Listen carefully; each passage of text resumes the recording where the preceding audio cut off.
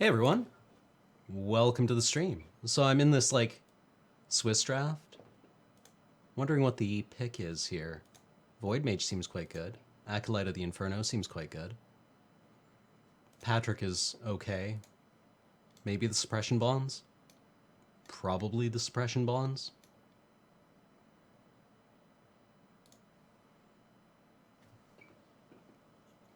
Acolyte.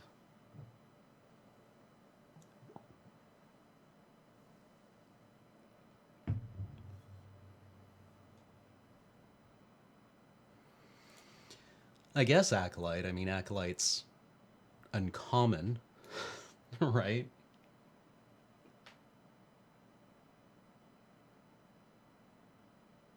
I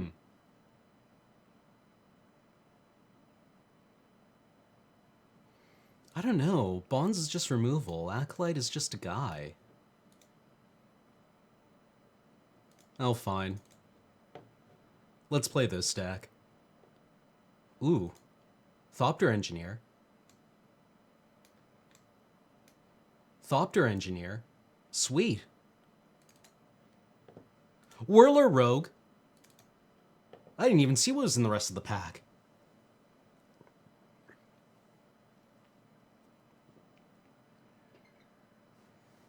How am I this fine evening? I just got past a Whirler Rogue. So good then. Yeah. How am I? You get past a Whirler Rogue, then there's just like a thwack on the other underside of the table. It's happening. It's happening.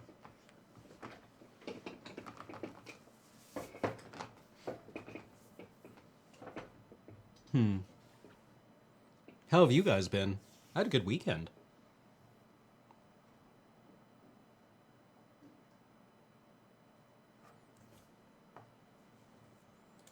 Dear person to my right, please make or pick.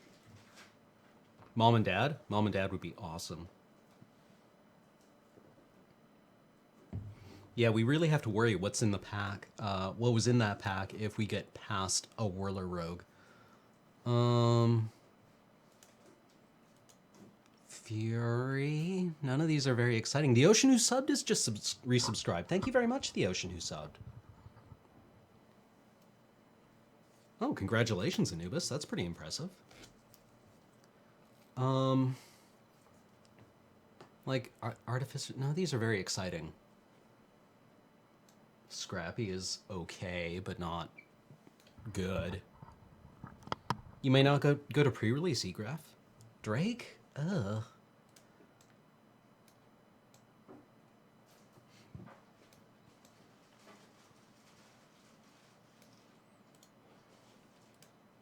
You know what?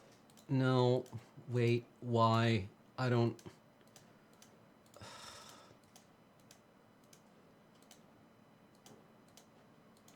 Oh, I accidentally took the Epiphany. Look at that. Owl? Owl's good. Negate is useful. We could get the Fury that we passed. Goblin Pile Driver, is that worth any tickets at all? No. No? Okay. Not enough to take. Mm-hmm. Remember when everyone was excited about Goblin Pile Driver getting reprinted? And then everyone was like, oh, yeah, right. Origins is not Legacy Goblins. Yeah, Owl gets there. Big Fods. Small Fods. Tiny, tiny little Fods. I'm taking the Dragon Fodder.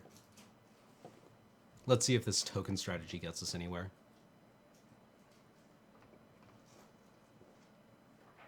Goblin Sidewalk Slam. Fodder's fine. It's not exciting. I'm kind of concerned that things seem to be disappearing from our packs. Good cards are disappearing from our packs by pick 7. Gross. How much have I looked over the BFC card list? I may have some experience with it. Why? Yeah, 2-drops are good. We actually desperately need more 2-drops. Oh, dear microphone. microphone.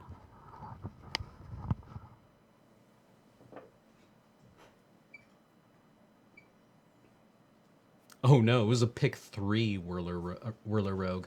It was unreasonable. Guardian Automaton? For just like artifact value? I kind of like this card. Hey Paul, what's up? Hey, your screen capture, make your window just a little bit smaller. Pull in the left-hand side of your window a little bit. Oh, okay. Just was being weirdly cut off. Yeah, good point.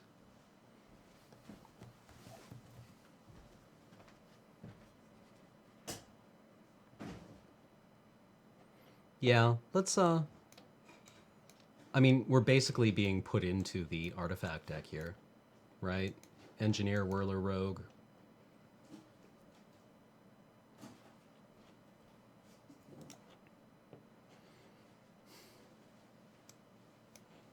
This isn't really a tempo deck, but I like counterspells.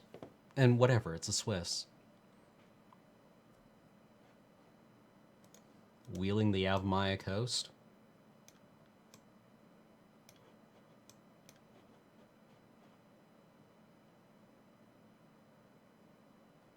Well, let's see if we can splash some green, maybe. Bonded Construct isn't the worst thing ever. I guess a Maritime Guard is a 2-drop. Might of the Masses might be okay in someone else's deck. The 2 and a blue, unless they pay 4 counterspell, is not great. Maybe not even good. Entirely present. It's entirely present. Yeah, it's kind of a late might. I wonder what's going on in this draft. Are people just fighting over black-white? I mean, it might reward tokens, totally. Like, we can splash it.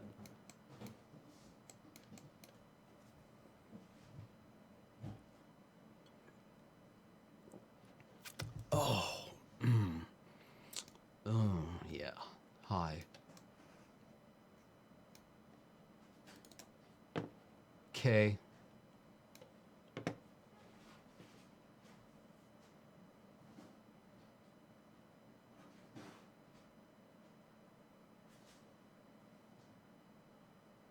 Like, I'm not going to splash for a might. I mean, the claustrophobia was quite good, but this just kills things. Right? Now we need to pick up something with decent power. This is an excellent card. Like, it's just an excellent card.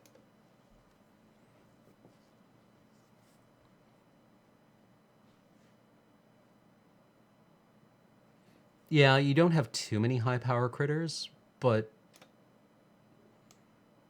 you can just blow someone the hell up, right?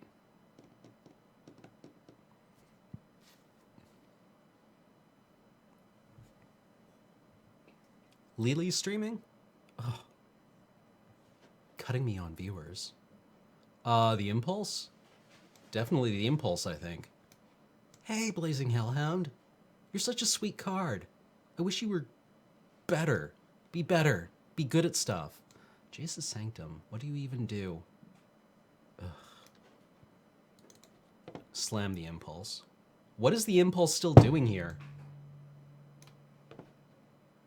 And just, like, casually get past a Languish?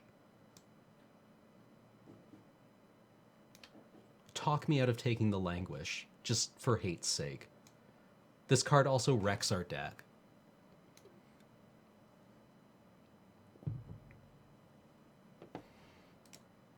We just take the Languish, right? I mean, there's nothing in here that's actually very good. Oh, I accidentally cut the... What? What? Okay.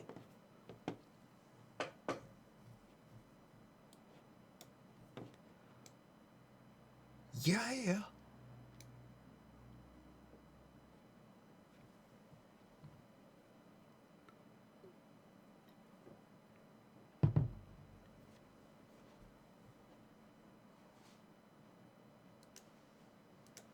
Does this do anything in this format?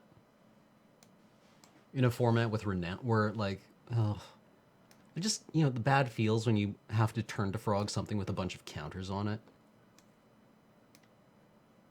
Where are our colors? We're getting harsh cut on blue from the left.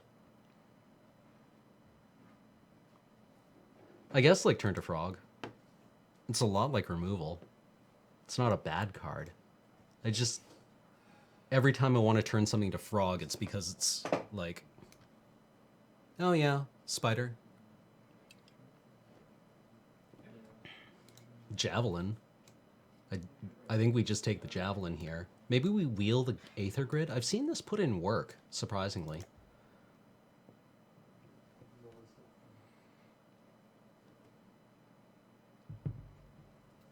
That pack with all the white stuff in it, I'm just so happy to let it go by.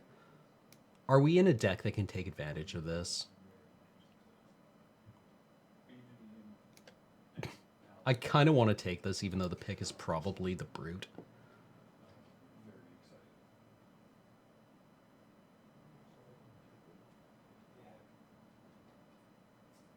Yeah, I mean, the pick is Brute. Scout.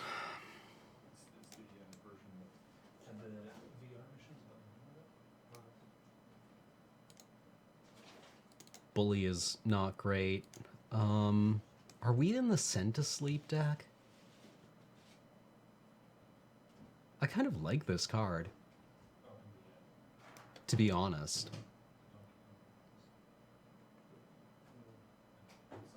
Like, Bully is okay, but, like...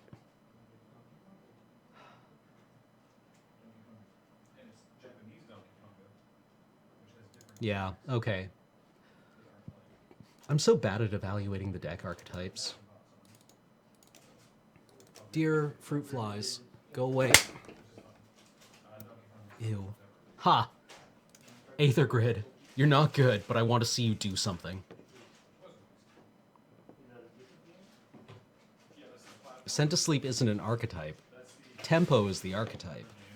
Which I guess is kind of what we're doing, although we've been not seeing any of the Thopter enablers.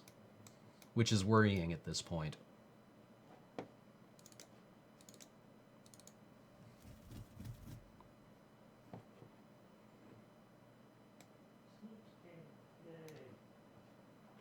Ugh. Aeronaut. Disperse. This guy is so the weakest of the guys you can get.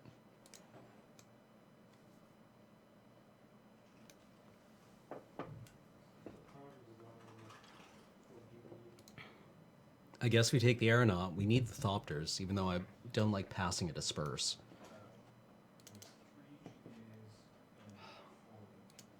Hey guy. Hey guy who would be really good in our deck if we could splash white.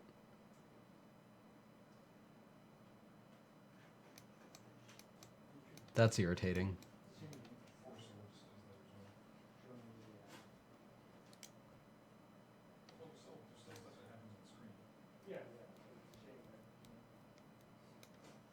Like, the Automaton's the smart pick. Thunderclap Wyvern is just sweet, though. I like this card.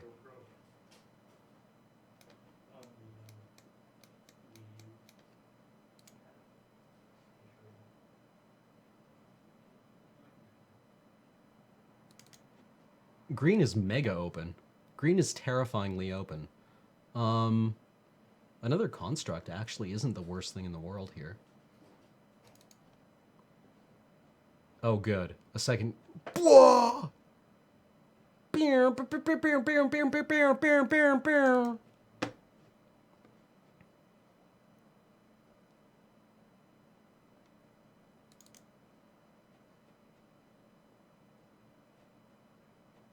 What are you... What are those?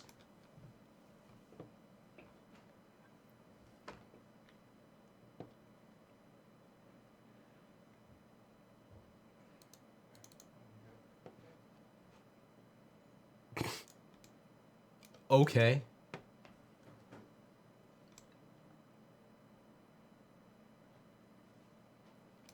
Well, I'm sure not passing this, even though it wrecks our deck.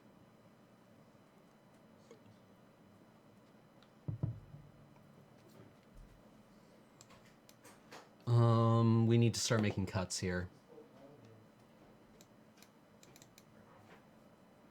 An anchor this late? Go away, fruit fly. Nobody likes you.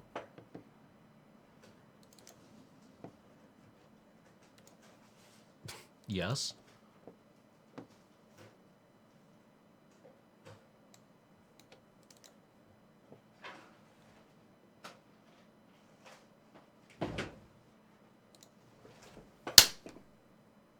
Ew.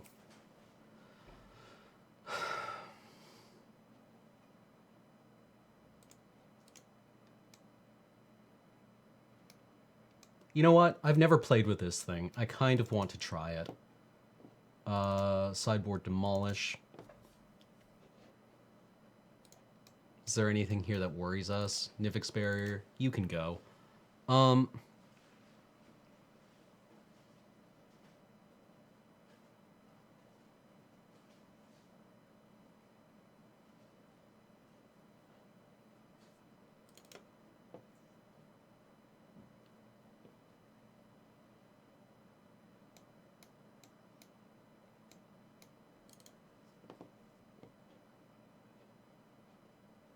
That seems fine, right?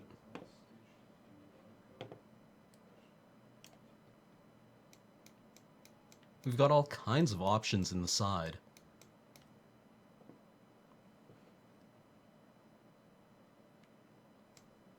What?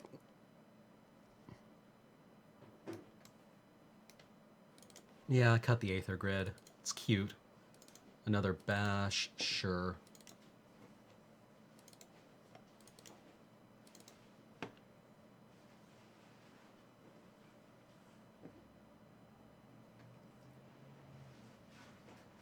Like... Oh! Anchor 2113 just sub for 8 months in a row. Thank you, Anubis. I'm very sorry, Anchor. I missed it. I missed you. Thank you for subscribing. Do we just run this?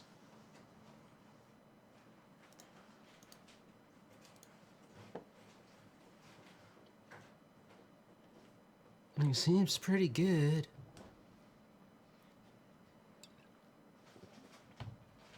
I missed many resubs. Oh no.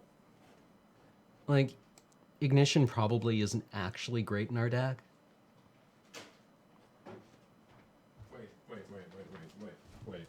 Wait.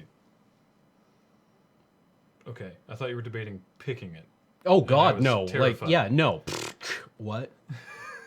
It's probably still pretty good. Yeah, I think it's still, like, absolutely playable. Like, even if it's just a Pyroclasm that also domes players for 2. That's fine. That's fine. Let's add lands. Do we care about Majoring Network? No, it doesn't do anything in our deck.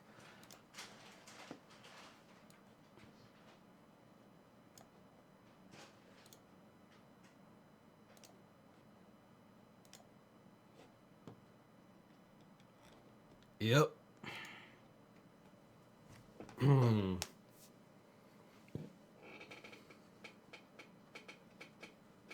4 is a little glutted. You got a lot of 4-drops. That is true. But all our 4-drops are actually pretty decent. You know what? I'm gonna run with it. It's only a Swiss. Oh, wow. Okay. So we had Encore 2113. I'm the fruit fly slayer today. Oleo 22 for 3 months. Thank you very much, Oleo. Welcome back. Sorry I missed you. Muon Decay with the pointed notification that some subs were missed. With 10 months resubscription. Thank you very much. Your presence is noted. And the Ocean who subbed with 15 months. Wow. The hero we deserve. Or maybe not the hero we deserve, but definitely the hero we need. Thank you very much. Deck name.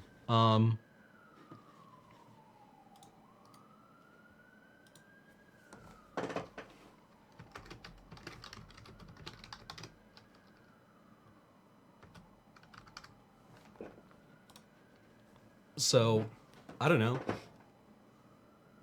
I was at Wizards HQ this weekend, AMA.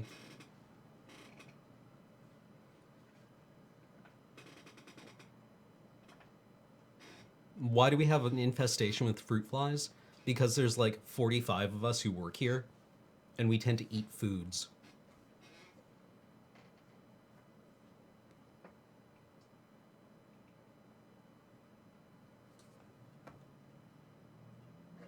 Somebody actually put together the land destruction deck in ugh. Any tips to share for BFC? Most of them I got from Doc, which I think he's been tweeting.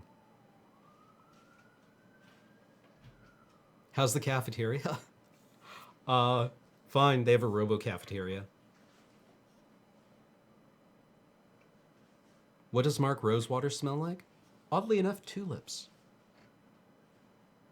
I was thrilled that Ramirez got picked, and kind of a little embarrassed that the flavor of the Ramirez deck shamed my own deck. Yes, I was given a Black Lotus. It was the one that you saw getting ground out on the pavement.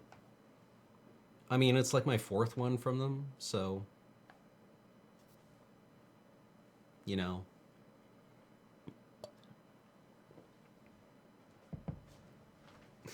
Hi, Graham. Hey. Also, that Ramirez deck was great. Yeah. And Nate said beforehand that because everything was way better than it usually is, we were grading on a curve. Mm-hmm. And Rob Schuster's still mad at me because I gave his deck a 3 out of 5. I thought it was a really good deck. Yeah. But I thought the MetaMai deck was better. Yeah. What you gonna do? Somebody's gotta lose. That's how it goes. Yeah. The Ramirez versus MetaMai game was rad. Like, That game was amazing. Yeah, that was the best game of Commander I've ever seen. Two funny things about the Wizards team and public opinion. Mm-hmm. Before the last decks got graded, the chat room was screaming that we were fixing it for the Wizards team. Yeah.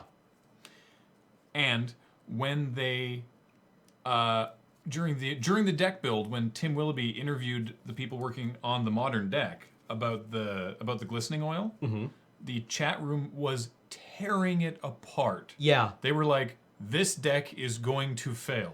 Yeah. Everyone in the chat room could see that, but the team did not. Yeah, no, the Wizards team was stunned at their score. Is Robert around? Watsy Robert? Sometimes he watches. Yeah. Maybe he's gone off now. Maybe I've ruined it. But yeah, that game was hilarious. Yeah.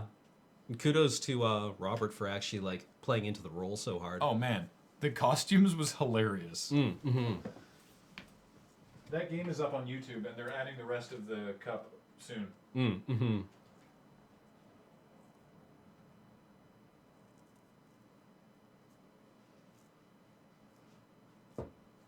Out of curiosity, during the community team presentation where Maria was, like, eating chips, how did that sound to you guys? Because I was on camera with the headphones, and it felt like she was eating inside my head. It was profoundly disconcerting.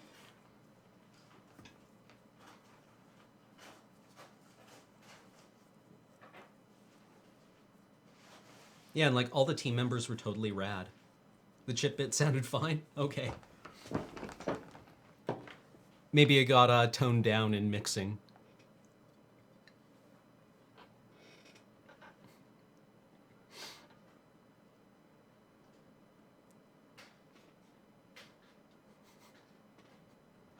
Like, it was, I don't know, then the entire weekend was just a great experience.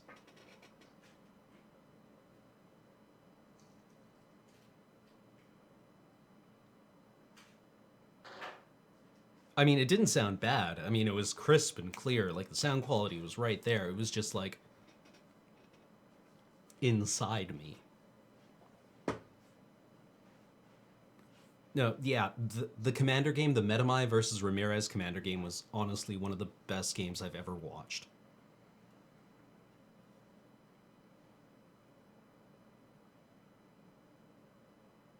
Oh, and the Kenji Worth grudge matches were beautiful.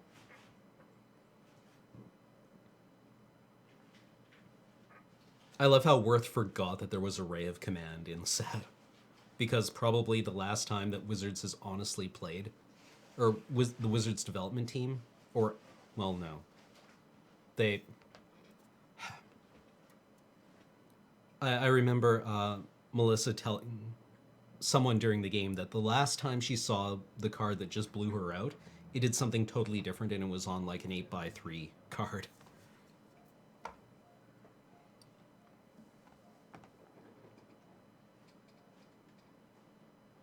Suitably Epic just resubscribed for the 21st straight month. Thank you very much, Suitably Epic. Thank you for your continued support. All right, let's do this. What is in my BFZ standard deck? BFZ standard deck? I'm still going to go with the Butcher of the Horde build in Marduk colors, but I'm bringing in the new one-sided Blood Artist. I'm investigating the vampire, the vampire that... What is this? Why, yes, I would like to play first. Thank you for offering.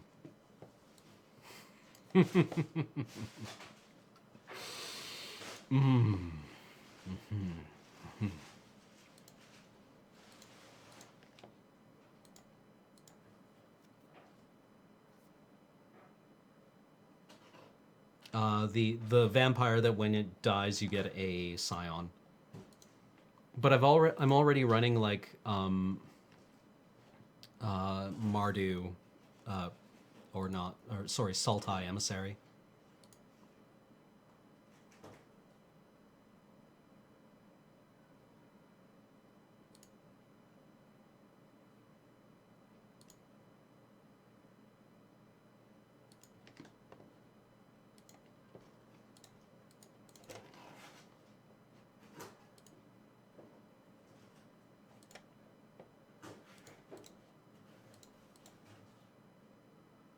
Get battled. Get battled.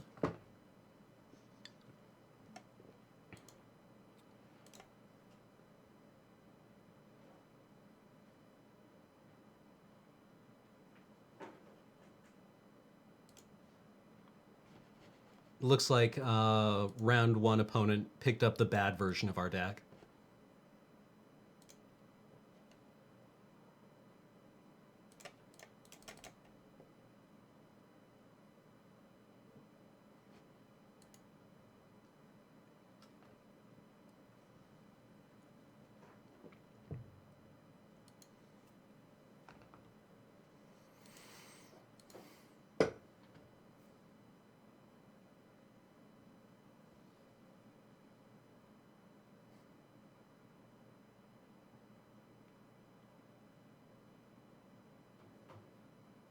Yeah, this probably means we drafted correctly if our opponent is in like the same colors in round one, because it means that like this was the person furthest away from us.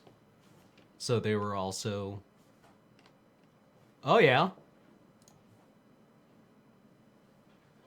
Well, isn't that just fucking adorable?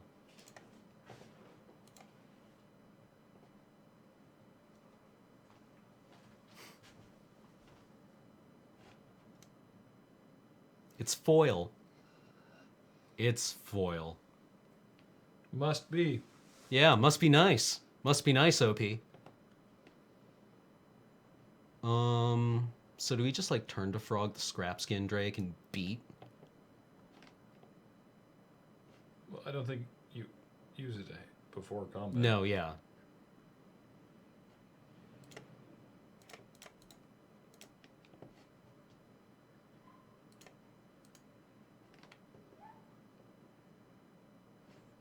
Please don't be floating a negate.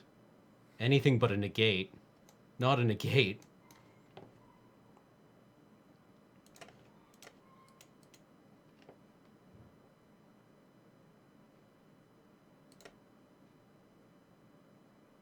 You have nothing, sir. You have nothing.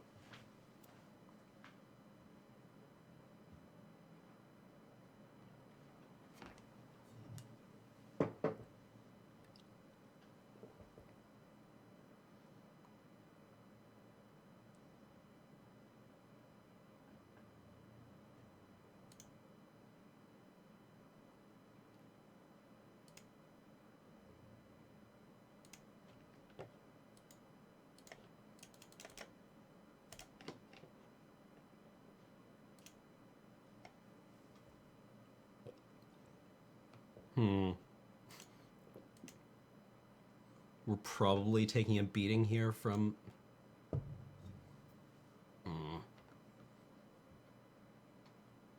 Max grumbles.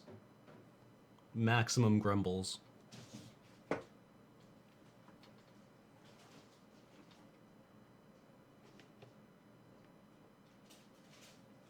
Four?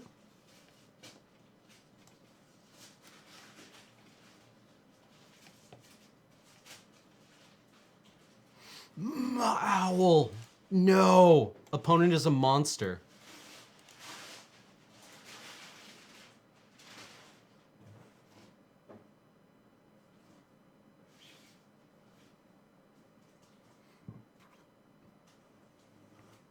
That's pretty cool, Muon Decay. What kind of spectroscopy work do you do? Well, opponent is quite timid.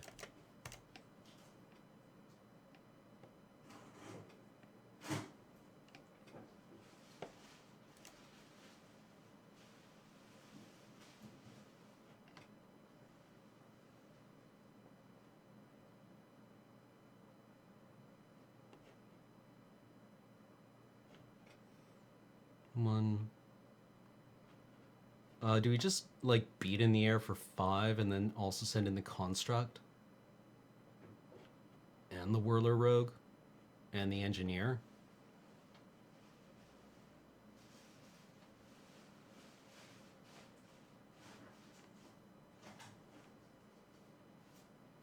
Like, we could make... I like the idea of just tapping down the Ring Warden Owl next turn.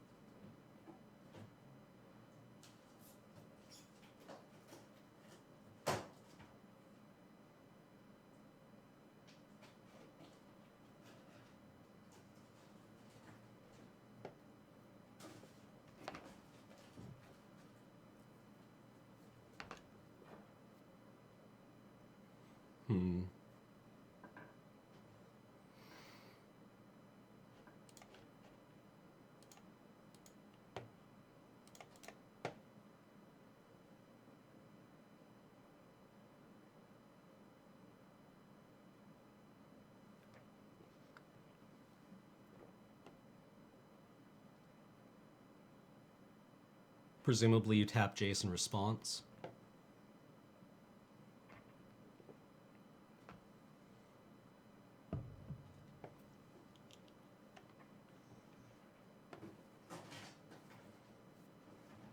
Don't have spell mastery, so they untap, but we do get to crack in quite a lot. You didn't Jace in response. Interesting.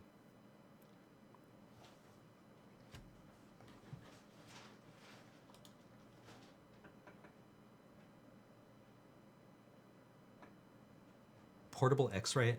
Neat.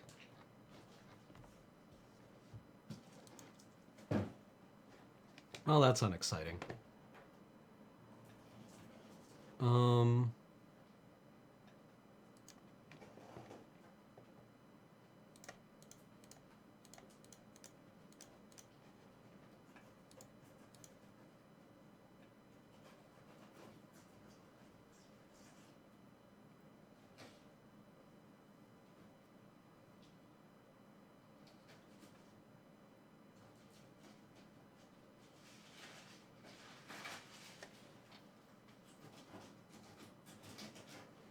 What did you just find out? Okay. You disperse one of my Thopters. Interesting. Save yourself 1 damage.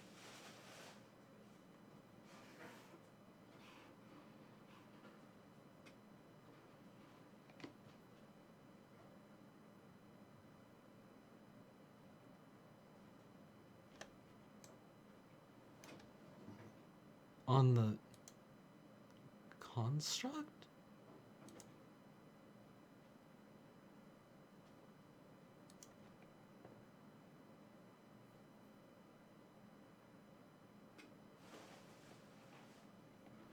Oh yeah, the blue-red instant is sweet.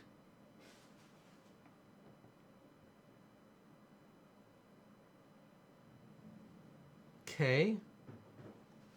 You could have blocked the Whirler Rogue, but yeah, there you go. There you go.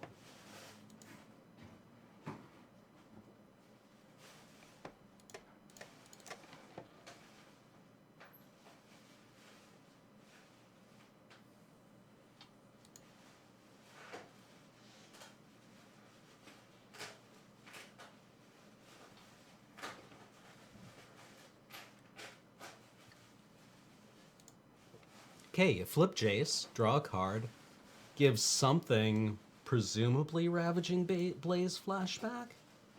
Maybe your Lightning Javelin. Jace dies next turn.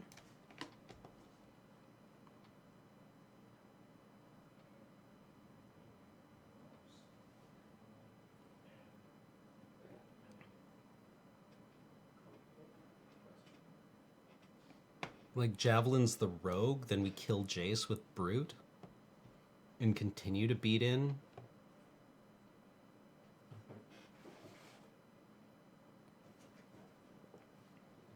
Uh-huh. Okay. He targeted Lightning Javelin, right?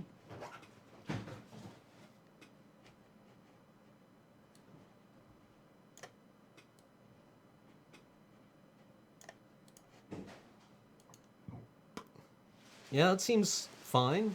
I mean... Oh yeah, the, not Herald of Is it the Herald of Kozilek who makes colorless spells cost 1 less?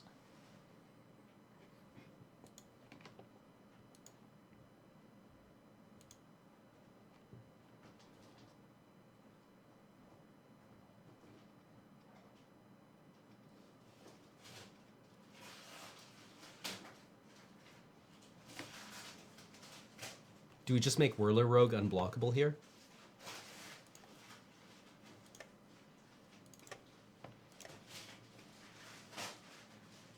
Kill Jace.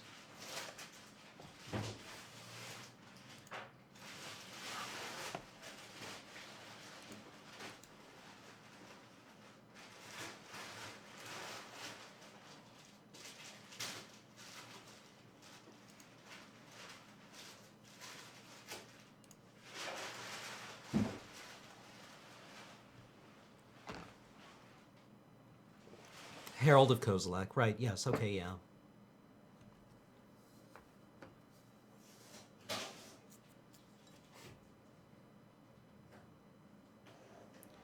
What's up, opponent?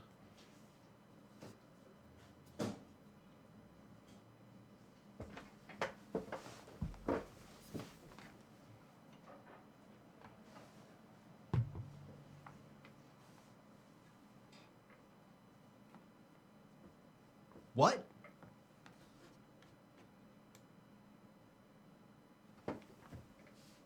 Seven cards. Rest into his graveyard.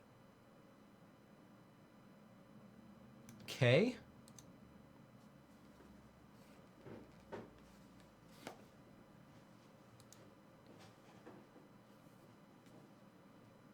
Oh, well, fuck you too, opponent. Man. What did they do? We just got Talent of the Telepathed. What? Oh. Oh, you're Whirler Rogue. Wait, you have 2 Whirler Rogues? And he chose the Lightning Javelin. Well, he's got... Well, Okay, he does have spell mastery, It's so he either- gets 2. It's either lightning javelin or anchor. Oh, it's both. Yeah. And anchor's one of my thopters? Okay. Yeah, that's a lot of scry. It is. Well, that's a tempo hit.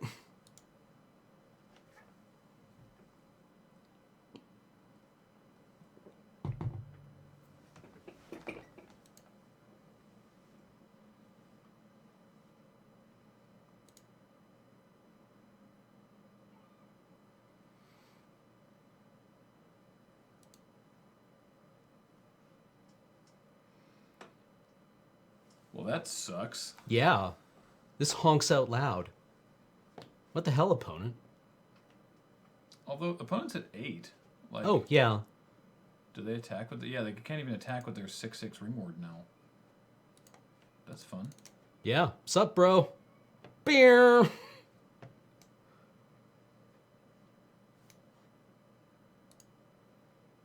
Oh yeah. If he no. No. If he'd gotten ignition, that would have been game. Yeah, but we just ignite here and blow him apart. Yeah, if Yeah. you get ignition, then it's Yeah, and we're Baller like Town, USA. with 17 cards left in the deck. Yup. Stop playing things, Zong. You're busting my balls here, J-Flow Fire Truck Zoo. What? Oh, good for you. Okay, wait, what does it do? It's a you exile an instant or sorcery from your graveyard for 1 mana. They have 3, so they can only do stuff 3 times. Yeah. Okay. Sure.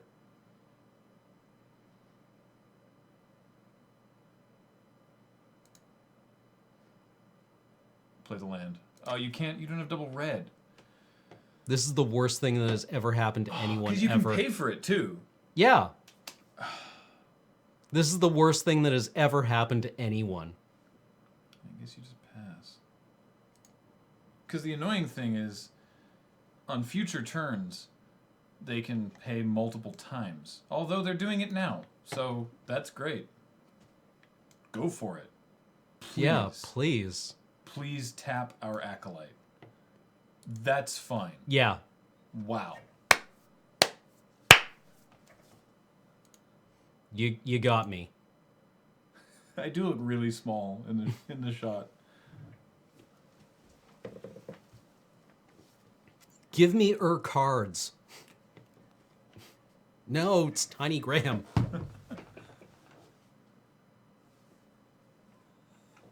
No. No. No. No, no, I Why? just want to hold you. Sure, a deep sea terror. Okay. Can't attack. No. Certainly not if you keep exiling stuff.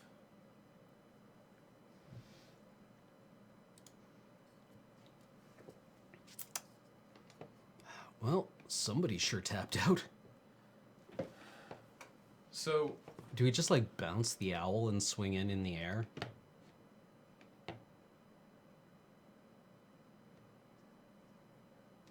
Kind of like that plan. probably, but then like what happens when they just replay the owl? They've taken 3. We're at but 5. but then what?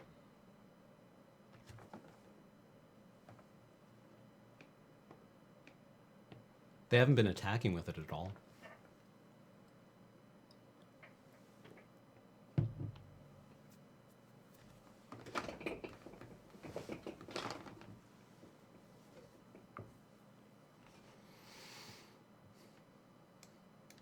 Like, opponent's pretty helpless right here.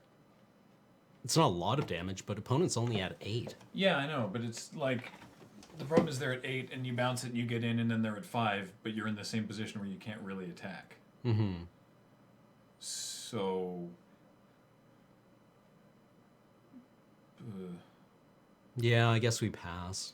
I mean, well, so hang on, because you can still do Yeah. this turn. Where's the? He's dead to another attack of the 3 flyers plus the ignition. Mm-hmm. Because then He'll be at 5. 2 will get through. They'll go to 3. Yeah, actually, okay. I think that's probably worthwhile. You declare your attacks and then hit OK and then do it before. Hold priority. Yeah, there.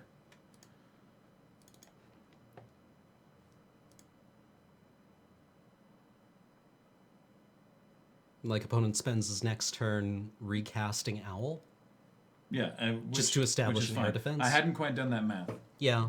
Yeah, but the one called Stew, you attack if Cam attacks. So assuming we draw a mountain, Cam attacks next turn. One of the flyers gets blocked. 2 of them get in. Opponent goes to 3. Then post combat, Chandra's Ignition on the acolyte Yep. For lethal. is lethal, and opponent only has 1 mana up, so can only activate Disciple of the Ring once. So which Cam could pay for. Mm-hmm. I mean, theoretically, opponent might tap down one of my flyers on attacks. Maybe. I think you're okay with that. Yeah. Oh yeah, no. If you pre-combat, then that is bad. Mm-hmm.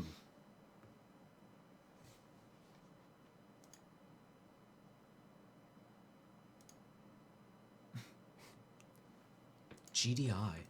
Why?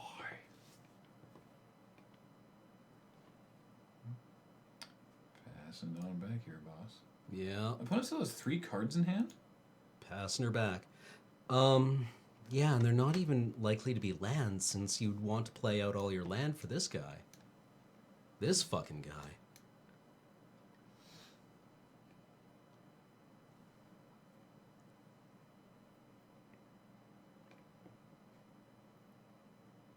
Okay. I guess that sucks. I mean, yeah? It changes that math. If he It attacks does. with the owl, then maybe? Okay. Sure.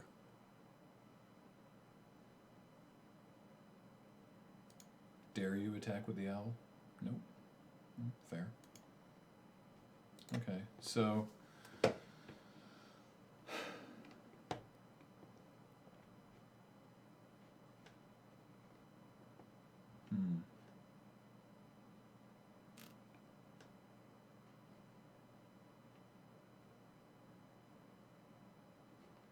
So there's some problems here.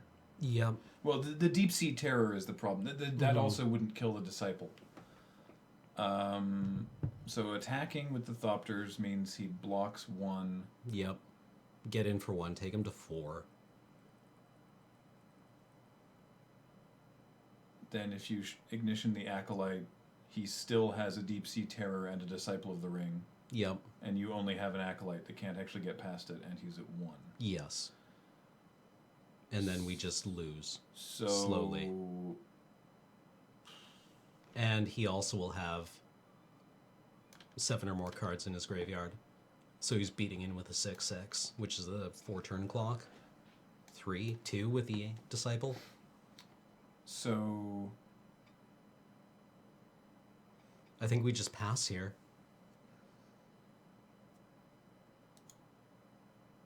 yeah.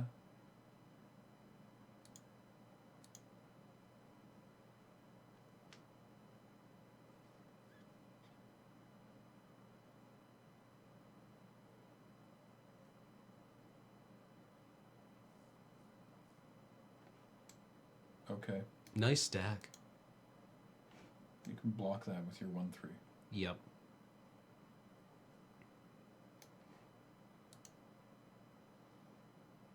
No cards in hand.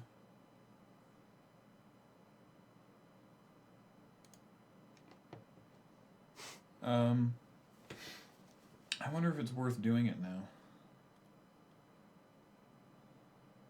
What, the Chandra's Ignition?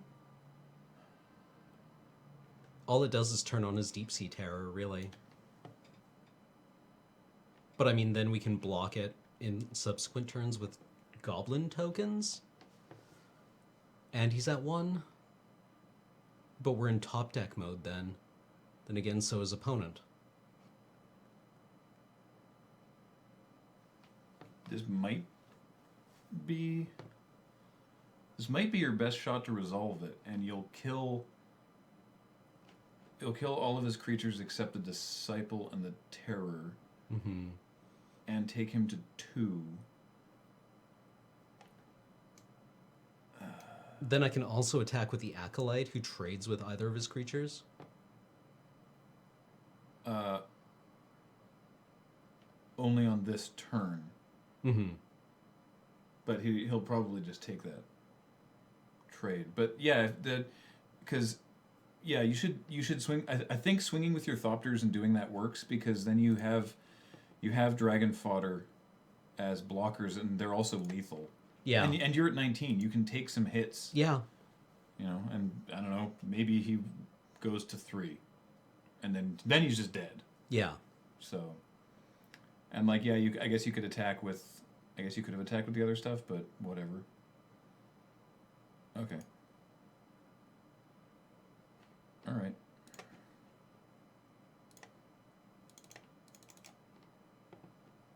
I agree with Magnus 1. Your top decks are probably stronger than his. Yeah. Well, they're a bit richer. The problem is a lot of our good cards are gone. Our second Whirler Rogue, yeah.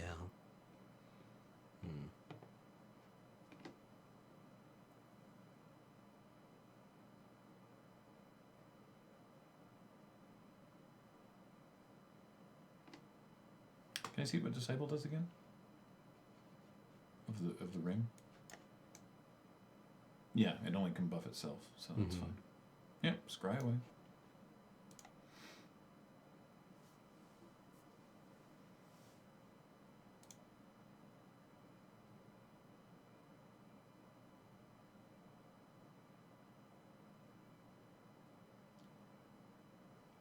I guess he's just gonna make you pay the 2. I guess so. Wait. Untap target creature, scry Oh, again. he's scrying twice. Okay. Oh, all right. Interesting. Yeah, fair.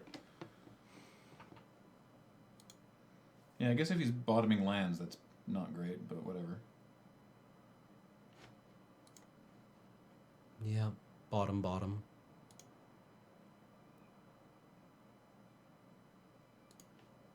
Yeah, it sucks that you can't play... Wait. No, because that was attacks. No, we're... You attack with the Thopters. Oh, yeah.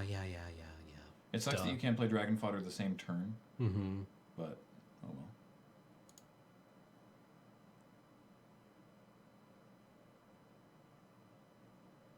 Wow, really? Guess he topped something. Or he can also untap his Disciple and his Deep Sea Terror. Yeah, he's only got one... Okay, he's only got one card in the bin to do that with. He's only got Ravaging Blaze in the bin. Alright. Well, he untaps here, right? Well, yeah, he can pay it, I guess. So... Yeah, well, hang on. Yeah, so he untaps Deep Sea Terror, and then it's not a trade. So I think you play Dragon Fodder and see if he tries to counter it, because each of these guys is lethal.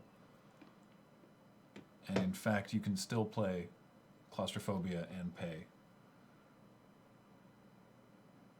All right, go to combat, see what happens. If he lets you attack, don't attack. Mm-hmm. Okay, you're going to untap a thing. No, he's tapping your guy. Oh, okay. That's fine. So that's the last card in his graveyard that he can use for... Terror. Yeah. Terror's the bigger threat. Yeah.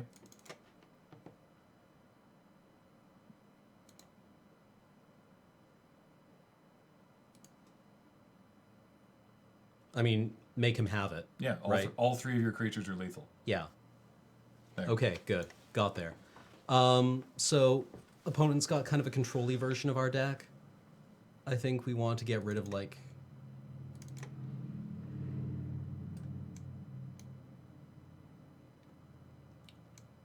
One's fine.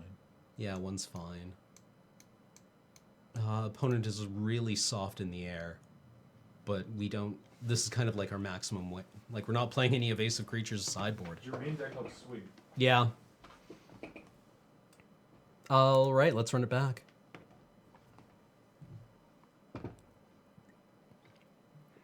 Voice Daughter just resubscribed. Thank you very much, Voice Daughter, for 13 months. This seems not exciting, but totally keepable. Okay.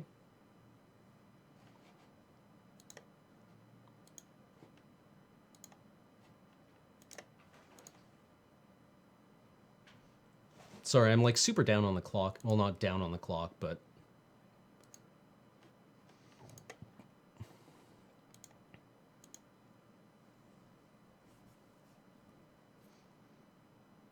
Why are we cubing? I don't know. I'm not good at cube.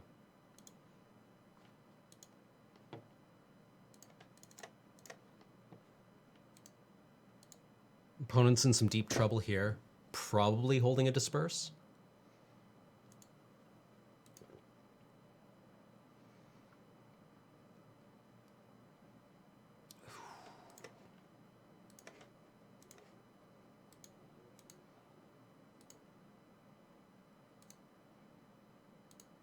No way to lose a game of Magic, but it's a hell of a way to win one. Oh, opponent hit his manas. Ugh. Do we anchor our own creature here? Nah, whatever. We hit Ring Warden Owl next turn.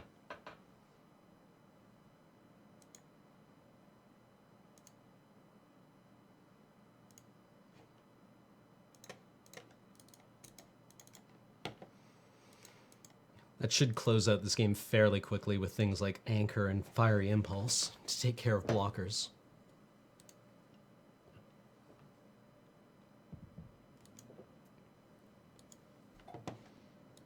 Want to buy not lands, please.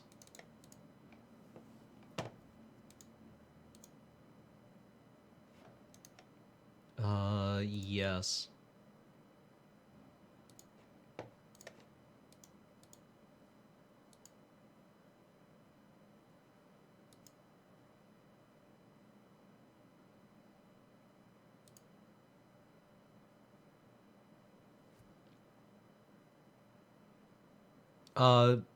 Cards I'm excited about? Lots of them, really.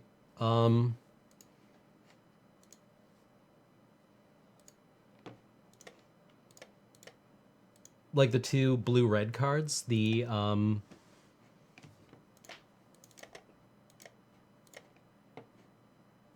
what are they? The Herald of Kozilek and the Brutal Expulsion are awesome. Lightning Javelin? No. How about I, impulse your shit first. Get prowess, and then you don't kill my guy. Does that sound okay? And also your attacks are bad.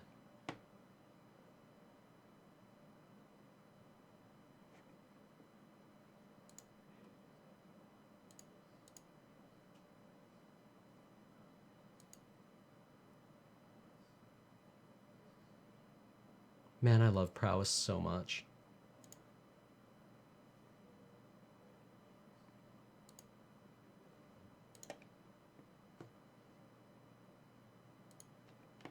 Just swing in with everything, then turn to frog.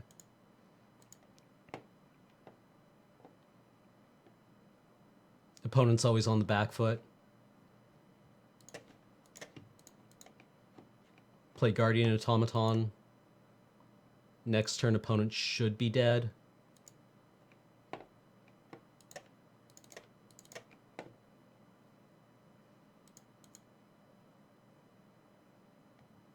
Like, being off your land is no way to lose a game of Magic, but I'll take the win.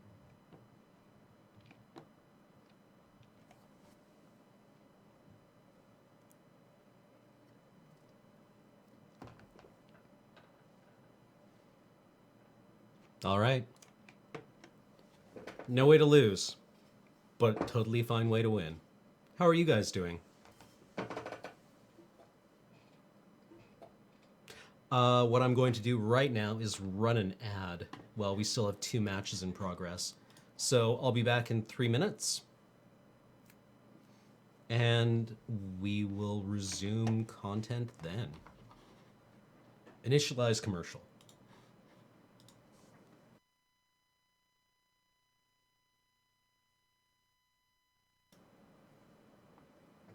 Hey guys, sup? All right, we're back. We have, no, there's still 2 matches left to be fought. So what's up? Have you guys heard this new Churches album? It's off the hook. Well, maybe not off the hook, but there are like some really good pop jams on it. I'm really enjoying it a lot. It's, I don't know, if you're into electro pop. Sorry, I can only ever say that in the Big Lebowski. Ugh, some kind of electro pop. It's up on NPR. That's where I've been. What about you guys?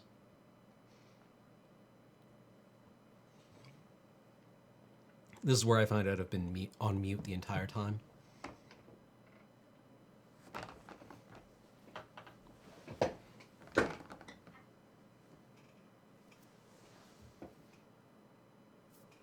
Let me see if I can find the link. The entire album is streaming on NPR for the next couple of days.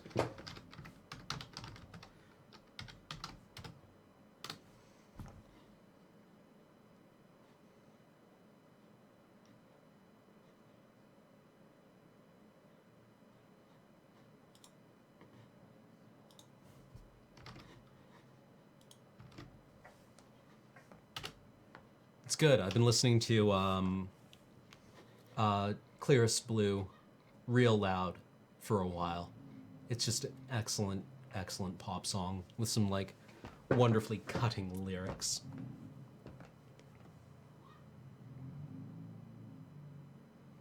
Oh, so who here actually got to watch Black and Chrome? Well, it still existed. Black and Chrome being the basically kind of like very light remix of Mad Max Fury Road that was in black and white with all the ADR stripped out, so it was just sound effects and soundtrack.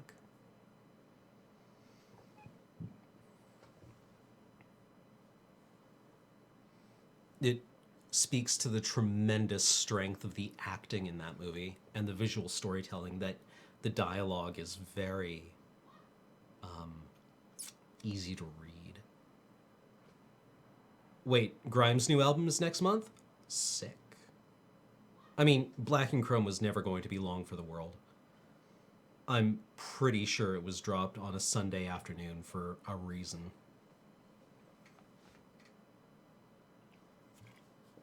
Well, I've already heard the new Churches album, so it'll be nice to be able to listen to it away from an internet connection. And BF said I've played with and is really good.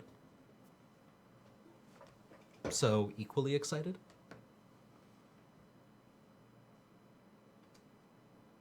Yeah, I guess the sound, like, there's a lot of subtle changes that were made in Black and Chrome just to like smooth the transition out a bit.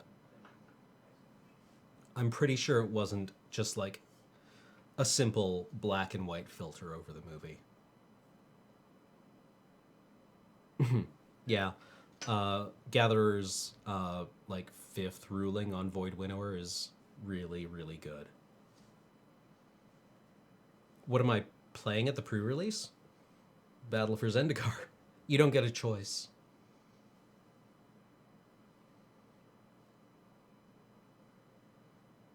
I don't know. My theory for Mad Max is that these are stories being told centuries later, and that Max is basically an Arthurian figure who winds up just being inserted into everyone else's stories eventually. Like if you're telling a story about the Wastes, then Max winds up being inserted into it.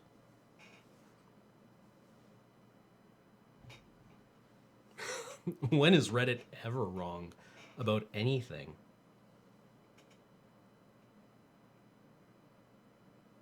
Packs not being colored? I like sealed. I like just straight up sealed. I'm pretty happy to play it.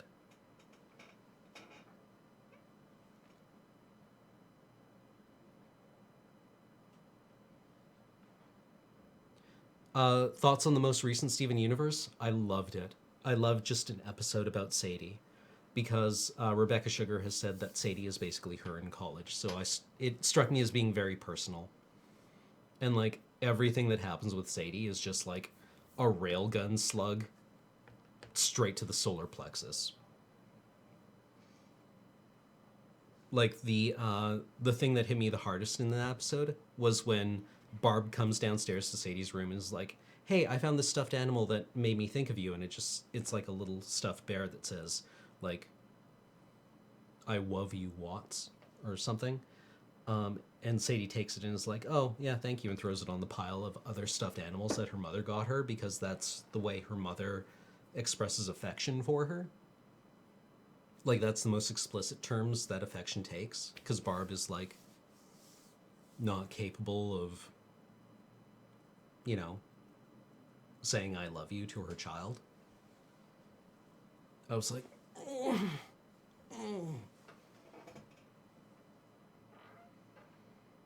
Krieger-san, Steven Universe is the story of a small boy who is being raised by the 3 surviving members of his mother's superhero team after his mother's death. And they are trying to teach him how to use his powers.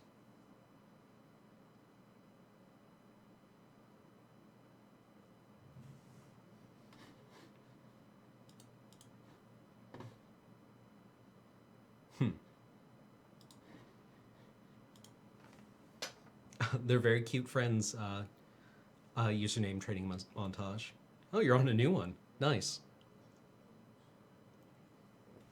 Legacy Cube, I'm actually... Here's why we don't do Legacy Cube.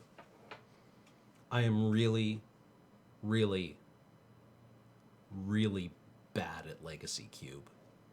I'm bad at evaluating the cards. I don't know the archetypes.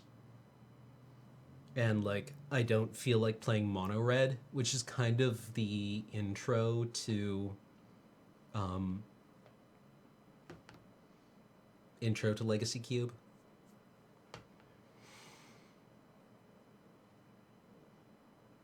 Oh, Lingcam. Send my congratulations on to your sister.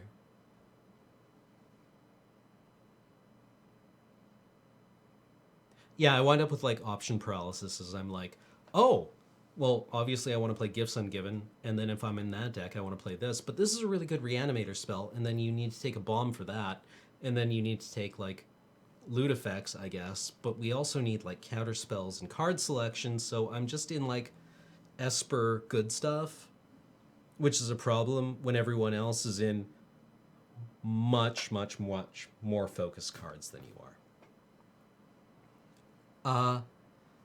Salinas92, as far as I understand it, pre-releases you get...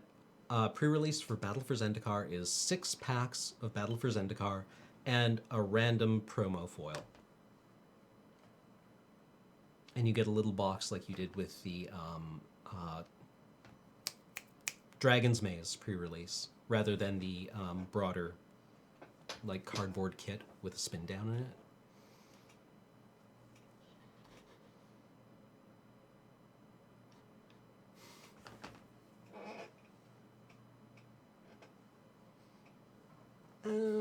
I don't know, like, the seeded packs were interesting, but I actually really enjoy sealed as a format. Just like, give me 6 packs, let's see what we build out of it, as everyone is kind of running suboptimal stuff. I love to see what people do with limited palettes, limited choices, what people can make out of suboptimal cards. I love to see the kind of plays people make around, like, decks that are not insane.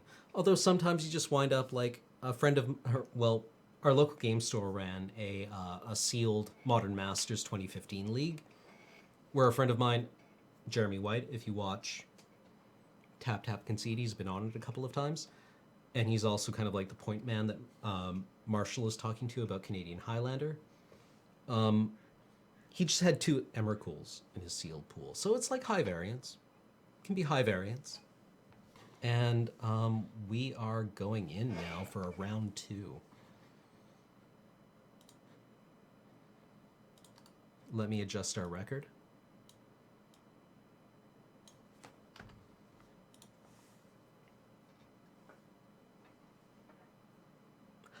The interesting thing about the Eldrazi is that there's like 4 Eldrazi decks that are quite distinct from each other and share some pieces, but they share some pieces. Sorry, what I mean to say is they share some pieces, but they're. Wait, what just happened? I thought we were counting down from 2 minutes. Now it's changed. Big Cam and Tiny Cram.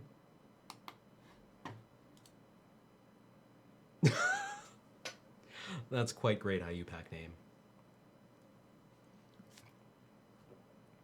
No, like there's 4 Eldrazi decks in Battle for Zendikar that have discrete playstyles from each other. Like there's the black-red haste deck that's built around the black-red haste guy. Like the 3/2 for 2 that gives other things haste. That guy is a beating. There's the blue-black control deck. There's like a blue-red tempo deck. And there's a black-green like mid-range deck. And then in like the allies or the non-Zendikari, there's like this black-white life gain deck. I'm not sure if this match wound up being like red zoned or archived, but Doc wound up playing against Allie from the Wizards team, and she gained about 60 life during the course of the game and just ground Doc out. Doc had a really good deck in the draft, and she just like crushed him.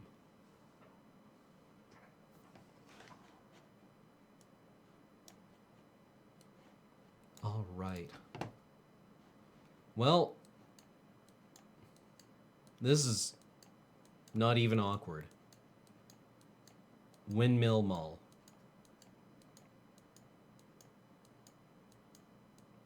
Also, Wizards has done something quite impressive with the Eldrazi decks in that they have made 1-drops good. Like 1/1s for 1 good.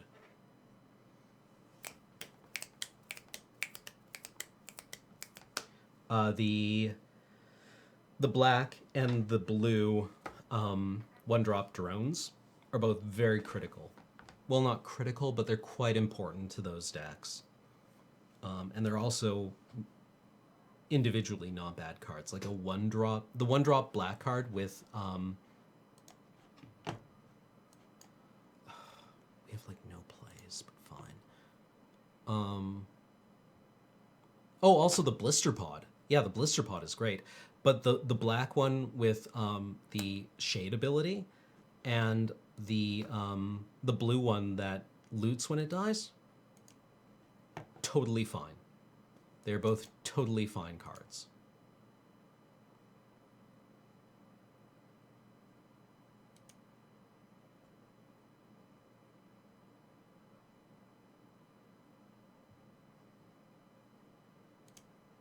Uh-oh. Not this deck. Oh, come on.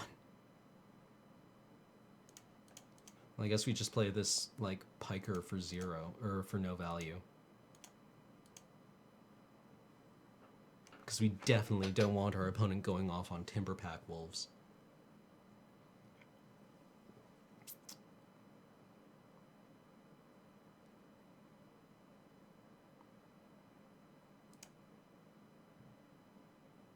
Gee, I wonder what you could possibly be threatening here. You know what? I'm going to make you have it.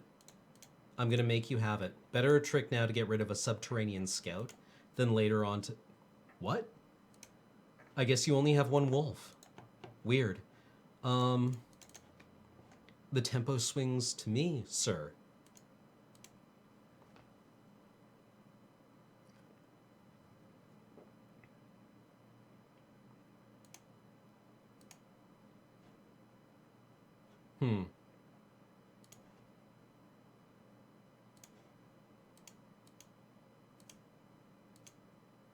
We both seem to be off our land.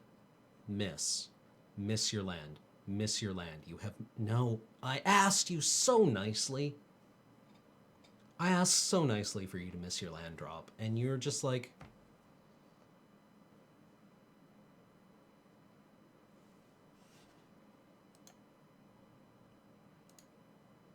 Now I gotta use a claustrophobia on that guy? That's just embarrassing. Alt, I could lightning strike it.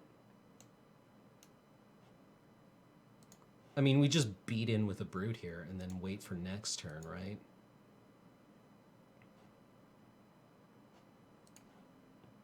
Actually, no, we do it post-combat, so he can't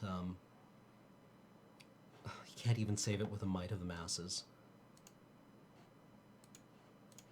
Better get rid of this guy now. Yeah, let's keep it there. We kind of need a 5th.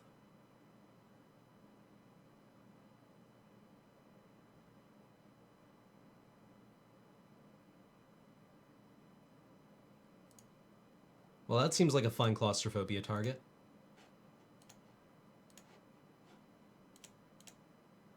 Yo, I'm just gonna sneak around the side of you, okay? Do you mind? Do you mind? Is that okay if I just come in and dome you for 3 right through your 6/6?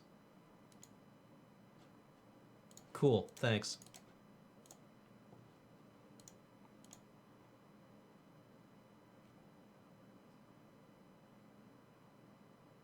Please do not have the elemental. Do not have the elemental that I do not get to interact with.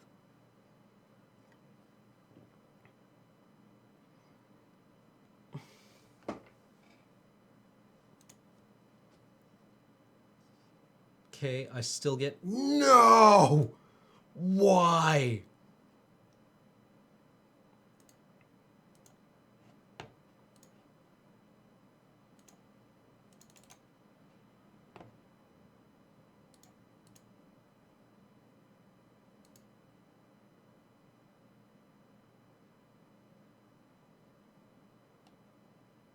I'll trade you your Cobble Brute for my Guardian Automaton.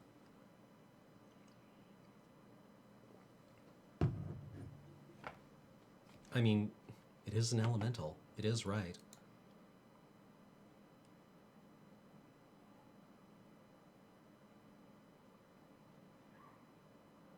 You have nothing, sir. You have nothing.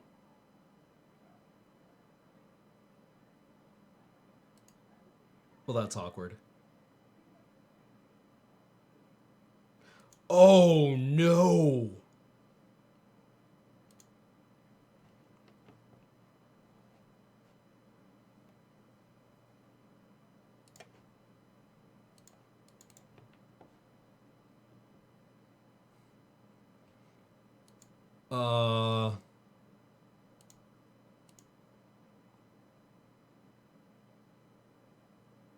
Beating in the air.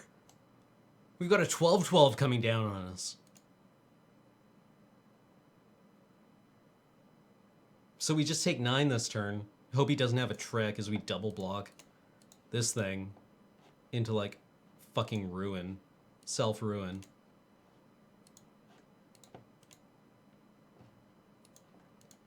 Fuck me.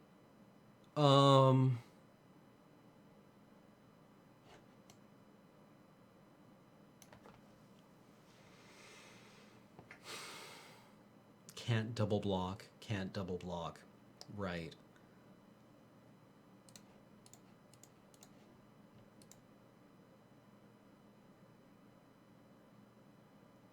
Enter panic mode. Read the card. Son of the bitches.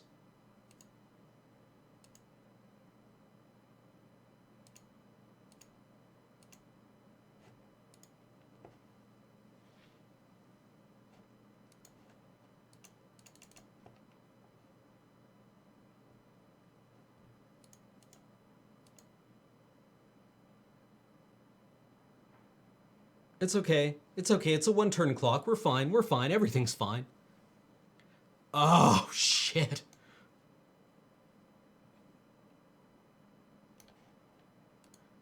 Okay. Well, we found out where all the green cards we passed wound up.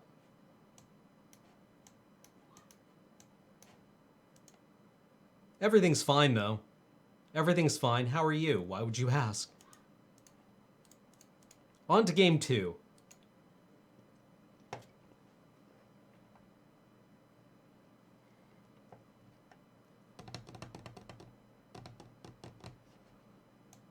Well, we have these 3 bone to ashes.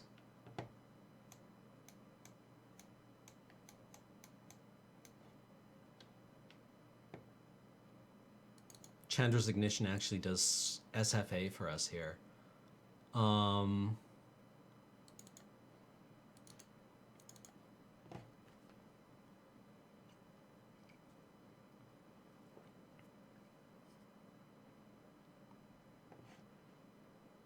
Nivix Barrier does not actually help in the long run. Nivix Barrier is a band-aid on a, like, femoral artery wound.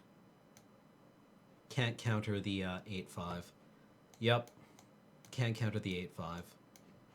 Unfortunately, if our opponent is on mono bombs, we're just kind of in trouble.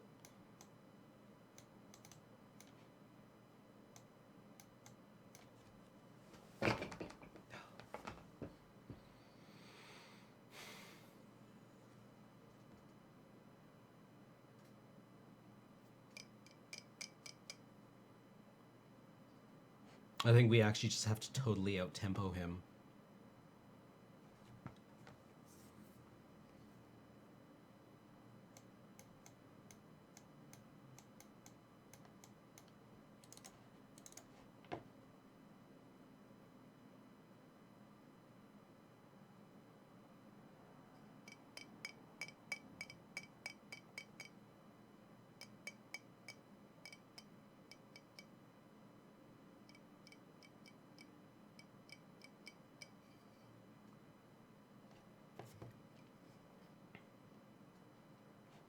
This is rough. Demolish his lands. Drop the curve. Ugh.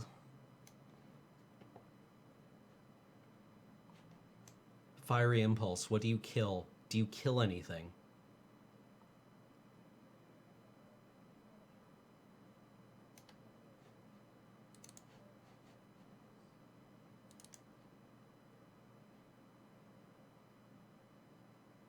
Yeah, alright.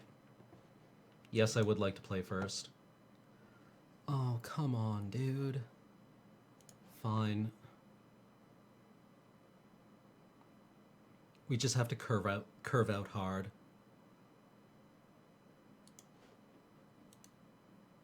It's not his tricks that are going to kill us. It's the 12-12.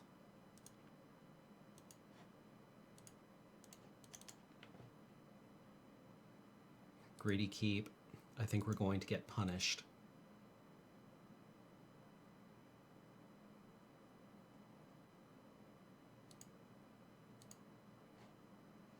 We are punished.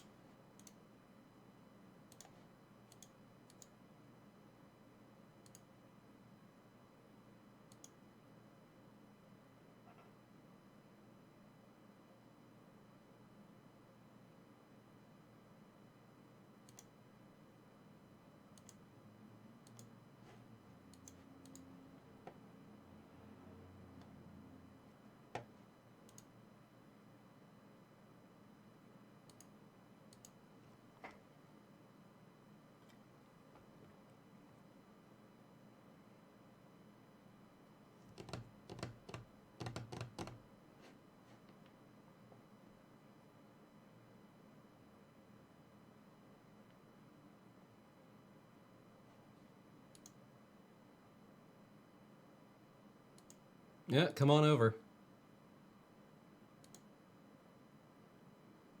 Tempo deck does not like being off land.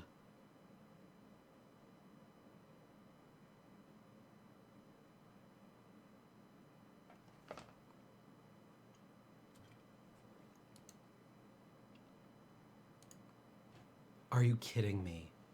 Honestly? Deck, please.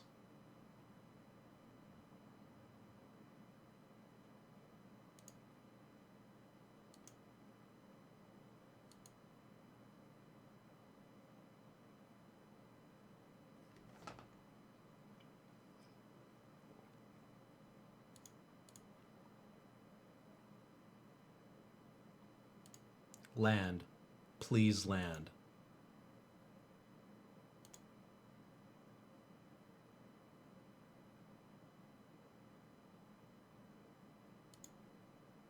Son of a bitch.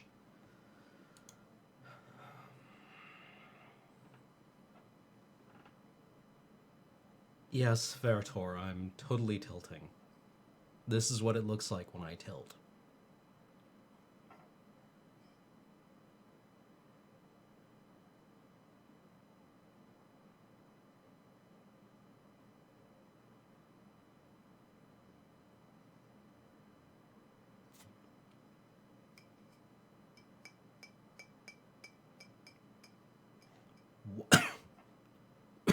What? Oh, good. Good. Good. Good for you. Good for you.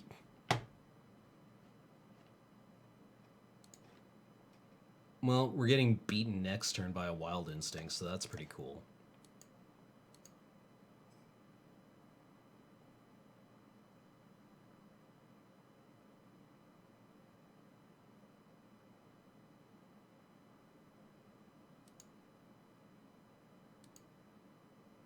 So Wild Instincts, like...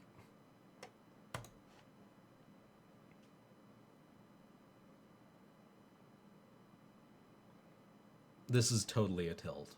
Absolutely. You can tell because I'm, like, furious right now. I honestly wonder about many of your abilities to read people's emotions.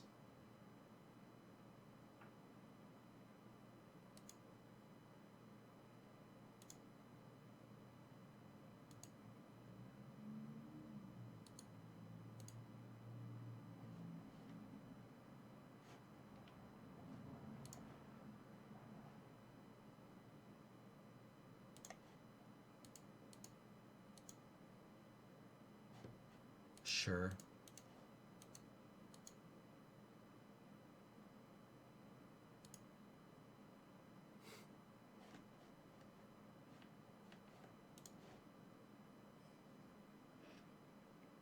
Oh, yes, also very salty. Just enraged, really.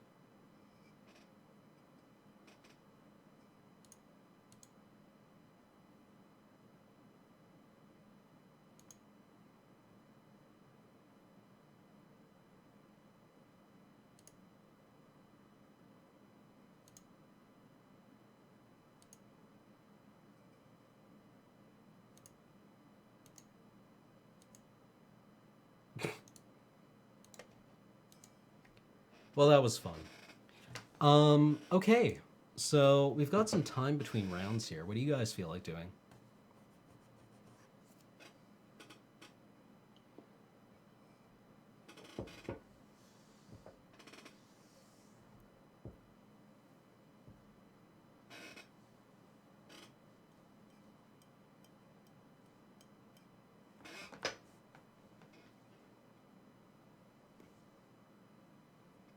Oh, yes, I'm totally playing FTL. I love games that are determined by randomness.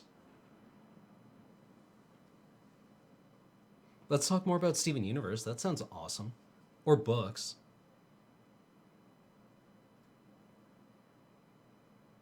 Three people have dropped from Swiss. What the hell is up?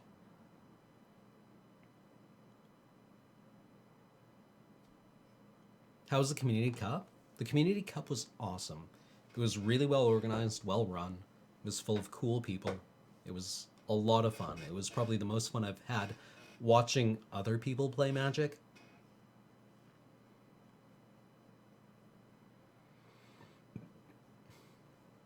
My favorite book from the Culture series is Look to Windward.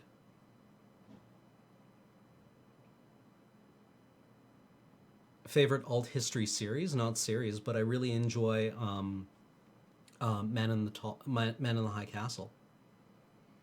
I'm super bad. Oscar's team up. I'm super bad at evaluating cards on deck lists. I can't coherently look at a deck just by a list. The Commonwealth Saga? No, I don't.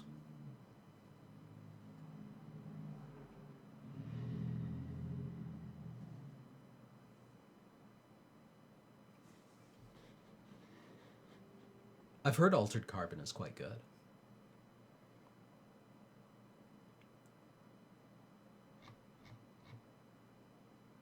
Oh, I need to get a copy of Between the World and Me. My favorite Steven Universe character? Connie. Connie's awesome.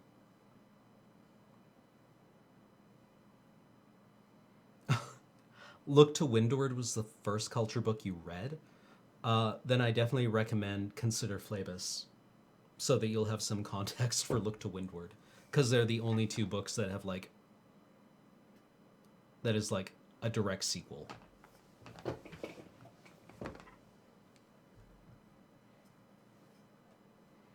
Yeah, this is the latest Stephen. It's not a Stephen Baum. I think they're actually just like now on a sustainable episode per week release strategy. But yeah, there's definitely been a strong mom theme through the last two Steven Universe episodes.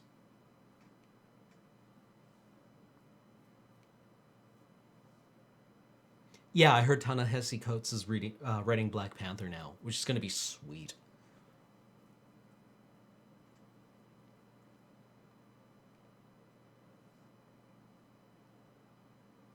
All Tomorrows by Nemo Ramjet?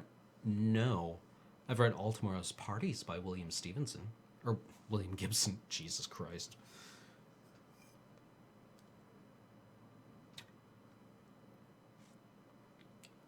With no funds, what is the magic play I'd like to do the most? Island, Black Lotus, Talrand. Pass the turn with Force of Will and Days Up.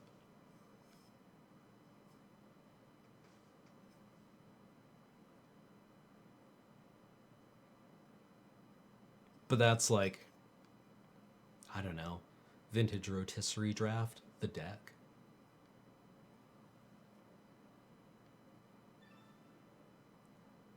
Here, let me go to booth, so we're not playing with this like giant thing in the side.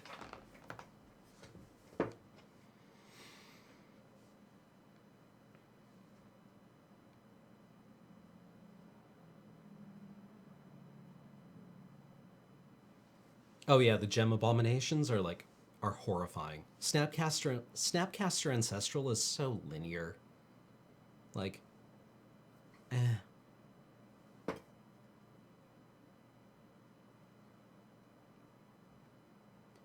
John Locke Cole, I'd recommend Steven Universe. I think it's the best show I've been watching on TV.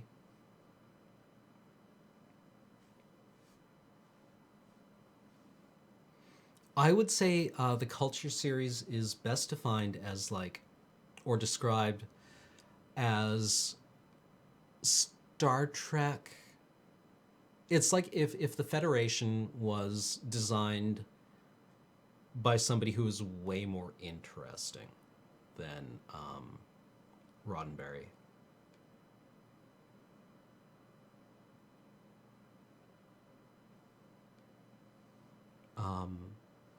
It's a look at how a post-scarcity society run by incredibly intelligent artificial intelligences handles its problems and what kind of things they consider problems and the morality of dealing with those problems and the way that their solutions, at least in the books, in the stories that are dealt with by the books, fail.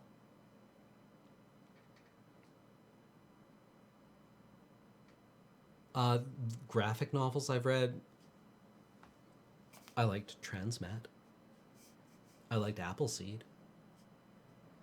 Nothing new though. Well, no, that's not true. I've really been enjoying Becky Cloonan's Southern Cross, which is super cool. I've been terrible at keeping up on comic books. I liked Hawkeye. Everyone loved Hawkeye though, and that was like 4 years ago now.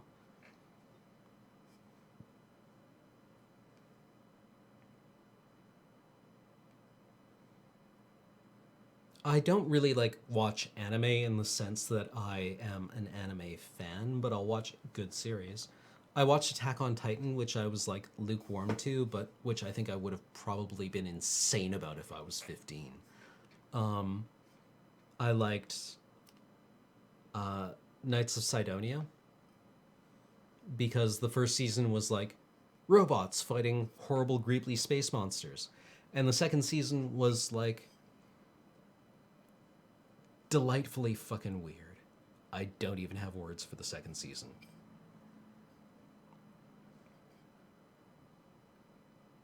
Do I like Marvel or DC? Not terribly invested in either, and not really familiar a lot with both, but I like the X-Men.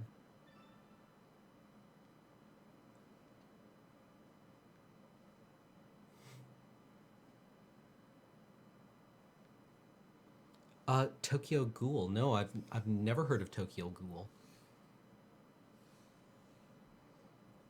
I think the last anime that I really, really loved was the Evangelion rebuild. But even then, I haven't seen the fourth one yet. I don't even know if it's available yet. But that was mainly because Evangelion came out when I was like a super, like, angsty teenager. And it kind of like hit that note. Rick and Morty? I love Rick and Morty. I've seen like 3 episodes, and James was utterly right about it. It's exactly my kind of show, and I need to put some time into watching the rest of it because it's so good. It's just so good. That show is... I have a hard time describing what happens in that show. What is Evangelion even about? Good question. Serial Experiments Lane? Yes, Lane was amazing. Julie was showing me a show called Neon Under 7. It was done by the same studio that did Lane after Lane, and it was like their palate cleanser. Yeah, well, I mean, like, it's... I was being facetious when I was like, good question, what is Evangelion about? Evangelion is about why you should love yourself. I have played Traveler for like 2 sessions. It tests the limits of your DM, your GM. Ninja Scroll. Ninja Scroll I vividly remember because it was the show that you could never use as an introduction to anime. Because you never wanted to have the conversation that was like, hey, watch this show. It's called Ninja Scroll. It has totally sweet stuff. Ignore these 3 sections. Please, just skip right over them.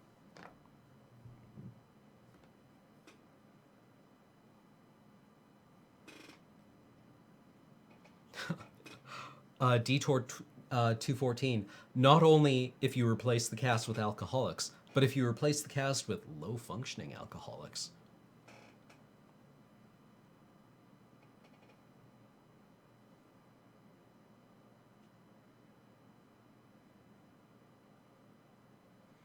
Steven Universe is still the show I watch when I'm sad. Or when I can't sleep. Because it, like, always navigates this emotional arc. Moyashima. No, I haven't. You can see bacteria and other microorganisms with the naked eye in an agricultural college. Sounds horrifying. Yeah, Ghost in the Shell is also falls victim to that. Man, Shiro. Or not Shiro. Who's the guy who writes the Ghost in the Shell? Not animates it. Shiro's the animator, right? Or no, wait, Shiro wrote Appleseed.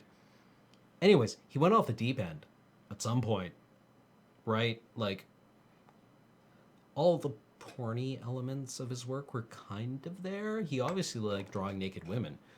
But man, what happened?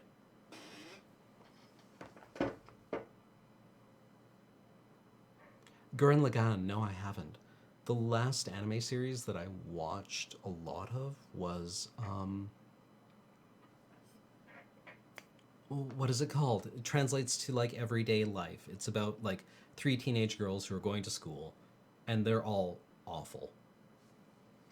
Like, it's not like they're even bad people. They just suck at stuff in an entirely convincing way for teenagers to suck at things. There is a gangle fuck in the office. Oh, God. Nichijou, yeah, that's it. There's a giant fucking crane fly bouncing up against the lights. Where did it go? Yeah, there it is.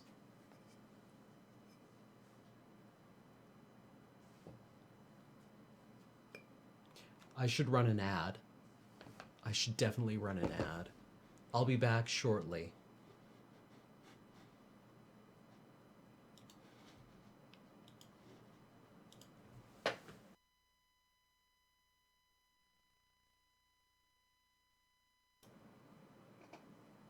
Hey everyone. The crane fly has disappeared. And I recognize that they're harmless and maybe even beneficial, but they're basically like Akira the bug. And they make me intensely uncomfortable for reasons that I can't explain. And it's vanished. How are you?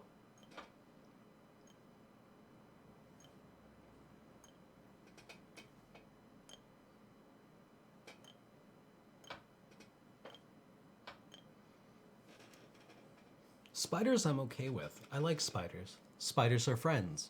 Spiders consolidate a larger insect problem into a very, very small, technically not insect problem. Favorite short story, Nova Crux? Definitely Signs and Symbols by Vladimir Nabokov. I highly recommend Signs and Symbols by Vladimir Nabokov. There is a reading of it by Mary Gateskill on the New Yorker Fiction Podcast, which is quite good. Her reading is really, really nice, especially the description of the son becoming more and more concerned by things that he encounters. Actually, I'm going to post it in chat right now, and you can all go fucking listen to it, because it's excellent.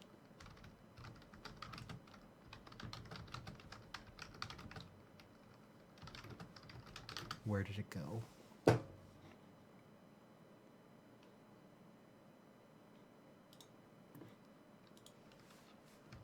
Where are you?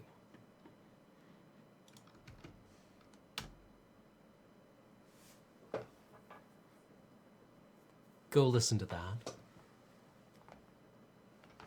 It makes me very happy.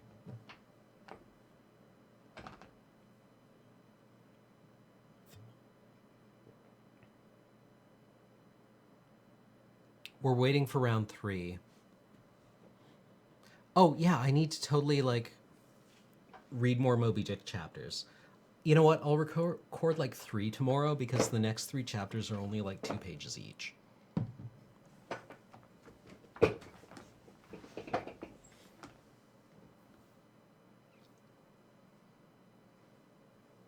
Wait, they're releasing a remastered version of Second Toughest in the Infants? Neat. Favorite Game of Thrones theory? I would love it if none of the theories came true. If Jon was legit just Ned's bastard son.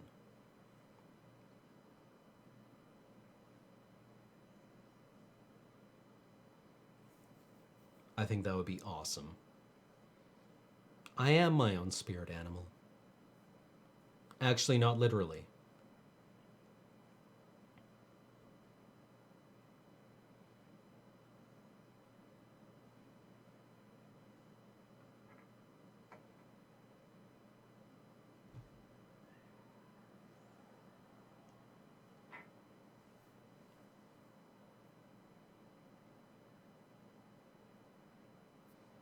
Yeah, I'm doing a Moby Dick reading.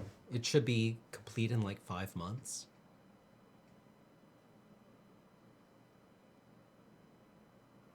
It's on my SoundCloud.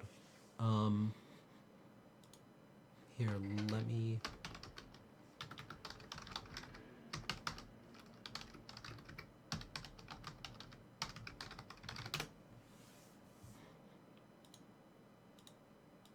This requires a .com.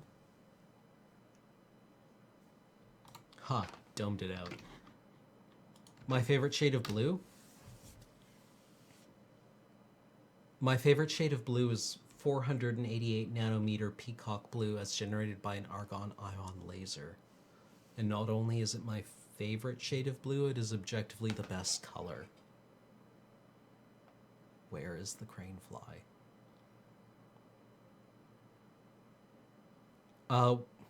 We're doing an Origins draft.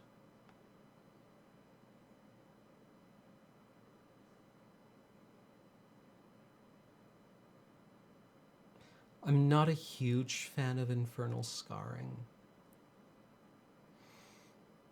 Yeah, we're gonna play a game as soon as this last match finishes. This match.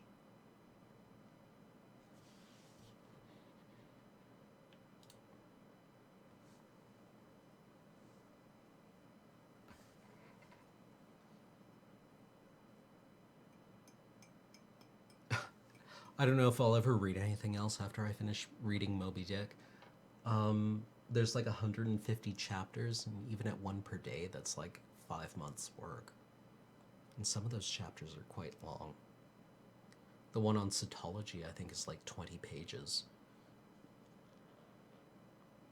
Why is it the best color? Because it's the prettiest color.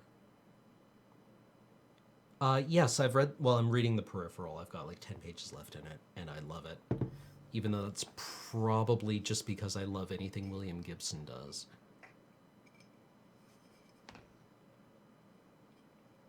Yeah, the question is whether I will actually finish Moby Dick.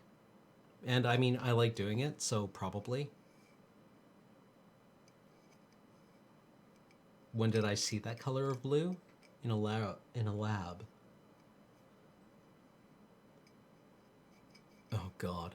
Atlas Shrugged should be the book that makes you give up reading. If you read Atlas Shrugged, you should just go and like have to turn in your eyes. Where's the best place to start with William Gibson? He'd probably cringe at this, but I highly recommend Neuromancer. He describes it as like painfully juvenile, but it's such a rad book. Like, how can you not love a book that just starts with so iconically? The sky over the port was the color of a television tuned to a dead channel. How does it go from there? Case shouldered his way through the crowd around the door of the chat.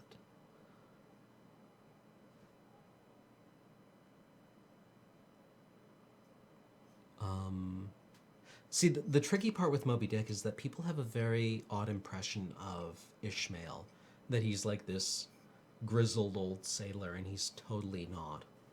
He is a sailor because he's a whaler, because that's the job that's available to him. He goes to whaling like a modern university graduate would go to Japan to teach English, or China, or Korea.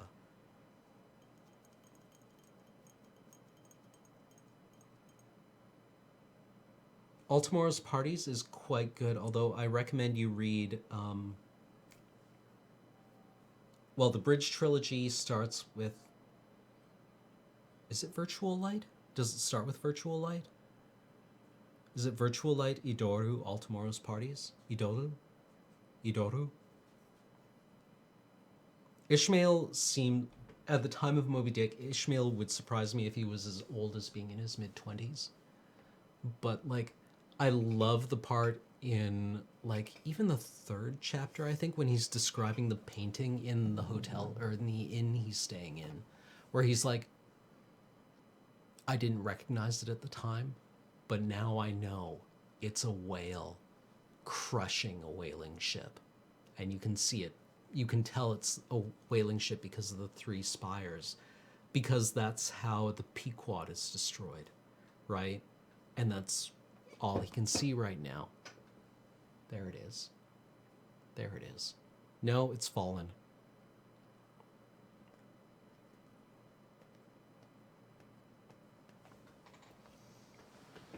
Virtual Light, Idoru, and All Tomorrow's Parties. Yeah, that's the order.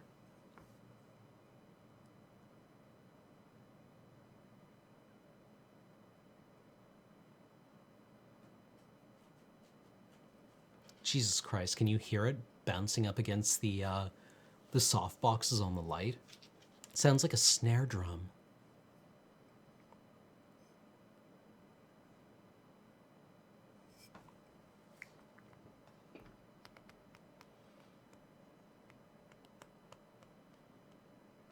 Idoru is a totally cool book. What's her name? The Idol.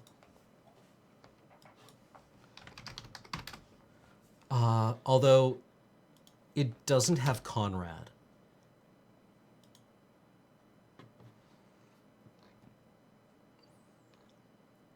Conrad is like the most amazing character in Gibson's books. Yeah, and he only appears in All Tomorrow's Parties.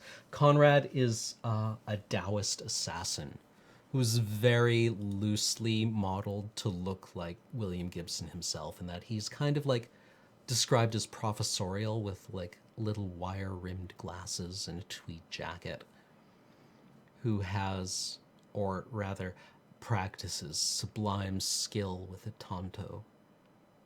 And at one point he gets a gun. At one point Conrad is required to use a gun, and he just turns into this whirlwind of death, which is like super rad if you're into that kind of thing.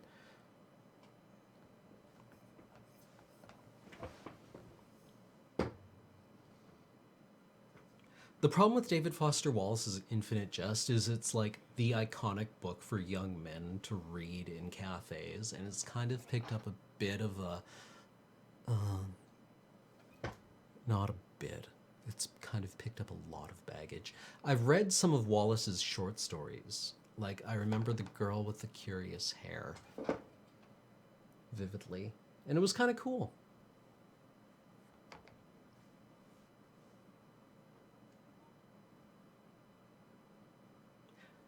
All right, I'm going to ignore the crane fly for the rest of the evening.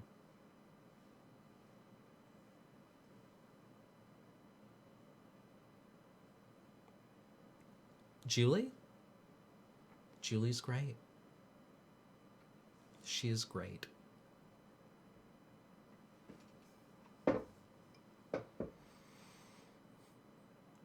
Hey, Jordan. Sorry I missed your message.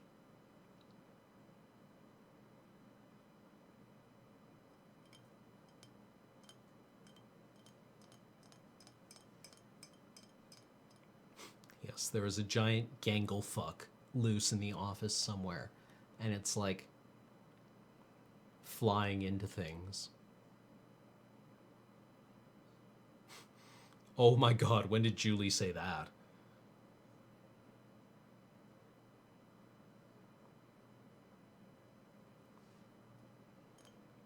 We are at 1-1 right now.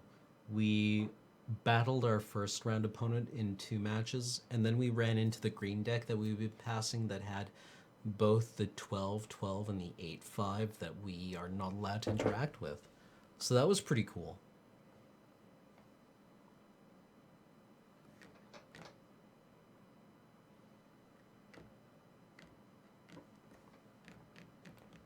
But I understand Julie had a really great stream last week with Corey, playing Shower with Your Dad Simulator 2015.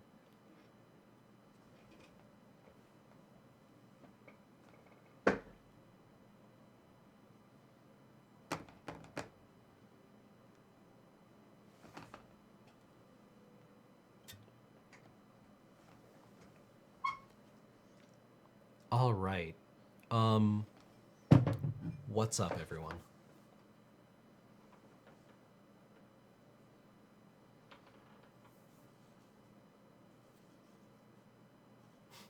Oh yeah, Julie is like a Zen master at Minesweeper.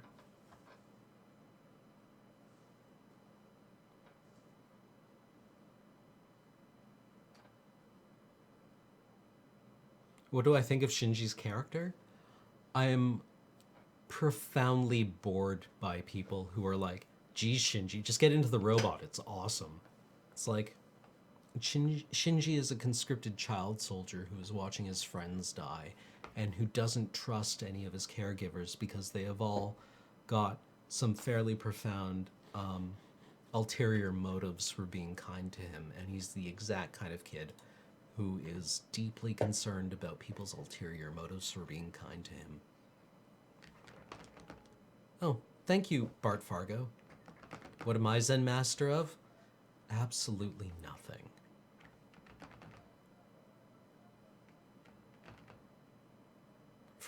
For your 9th grade nephew, I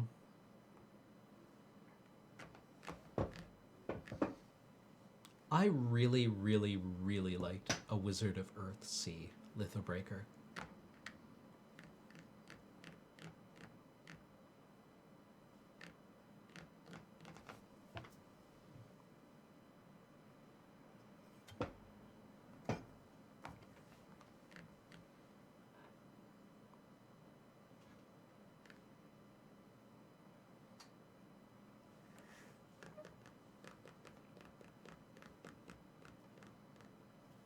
Oh yeah, the Discworld books are probably totally sweet for a 9th grader, although I've never actually read any Discworld. Kathleen would be the person to ask about that. Yes, I would like to go first. Thank you very much for offering. Have we seen a better Windmill Slam keep on this stream? Probably.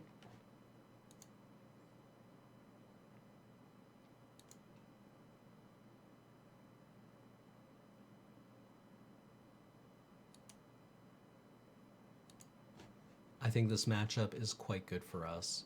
Although we have no plays until turn 3, which is awkward. I mean, it's not actually a great start, but it's pretty good. It's pretty good. We need to draw 1 land here. Yeah, poor Sir Terry.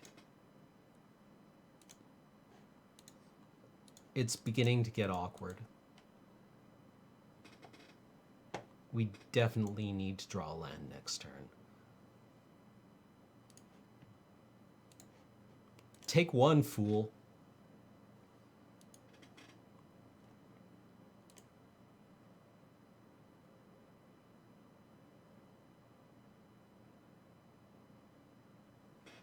I think we should be okay. Although our opponent might be, who was picking up that, like, totally decent white deck that was going around. Perfect.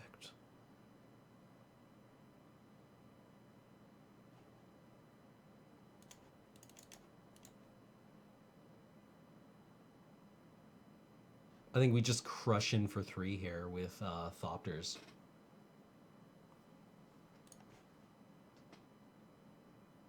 Sure, come on over for 2.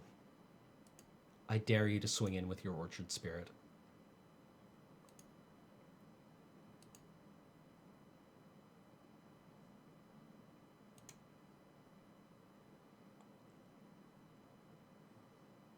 We should be okay here.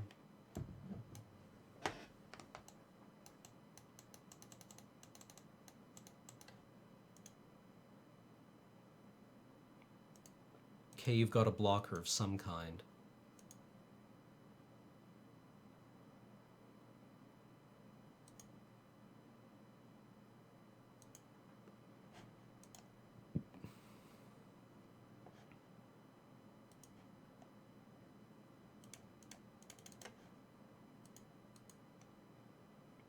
Do you dare block anything?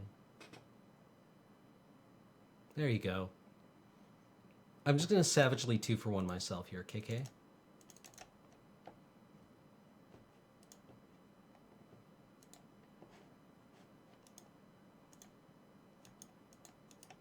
What is even going on here?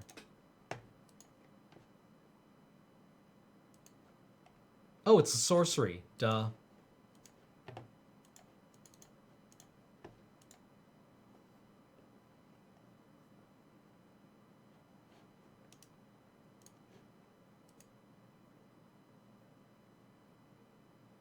I'm bad at this game. Fizz Pivot just subscribed for the 2nd straight month. Thank you very much, Fizz Pivot.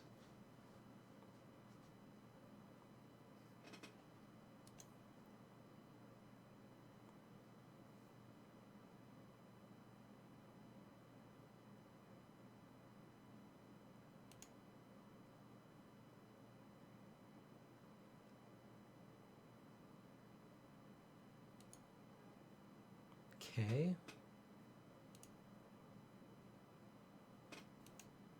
Well, this is awkward.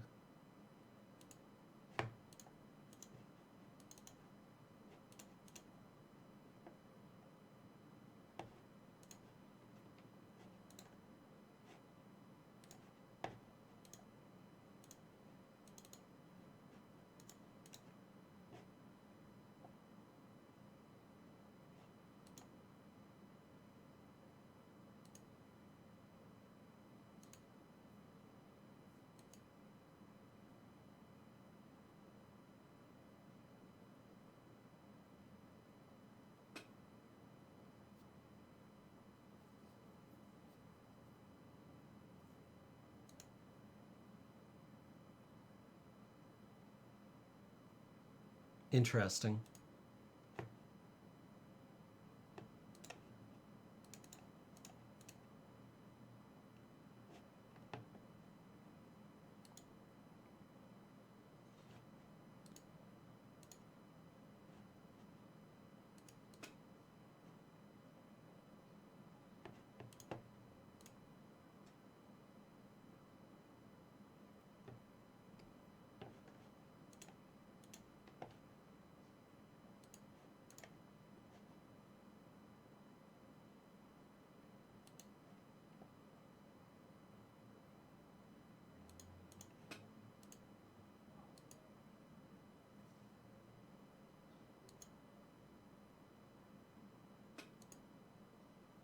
You're dead next turn? Oh, that's, like, super not cool. What would you do that for, dude?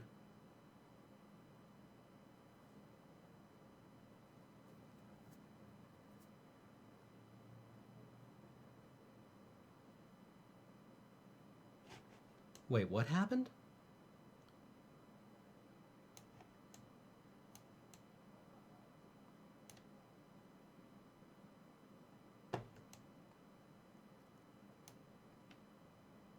What happened there?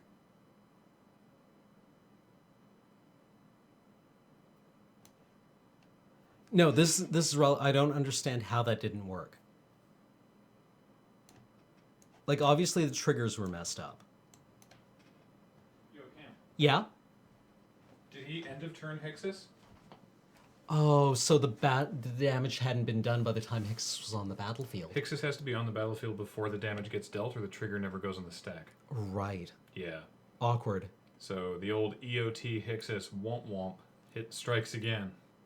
Savage. Yeah, you gotta flash him in at latest blockers.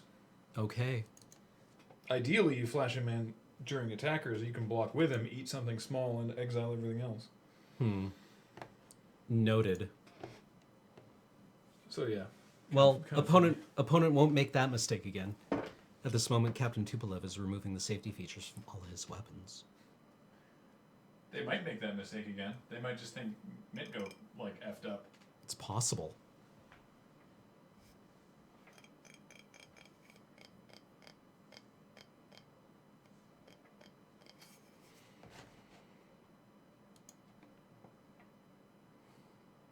Awkward keep.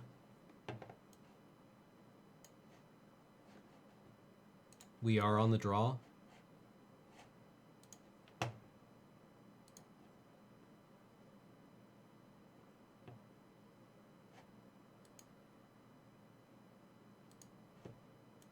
Got there. Never didn't not have it. Never didn't not have it. Yeah, I think we were still good to go on that game. Really, our opponent is in Abzan.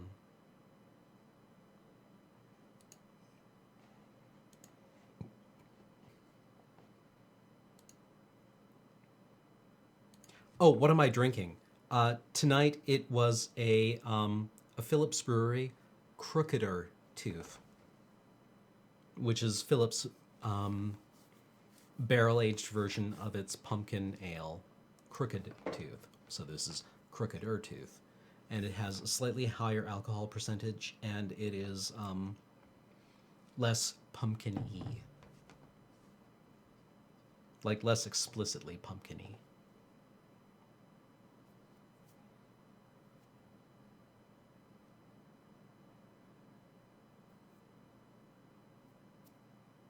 Oh, it totally has improved my ability with... What, for serious, bro? Okay, I'll take one here. You've clearly got another blocker.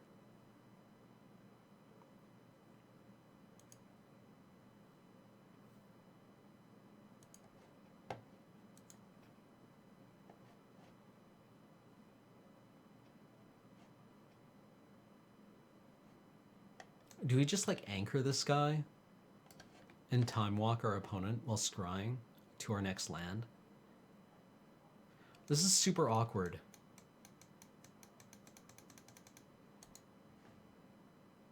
I think I just, like...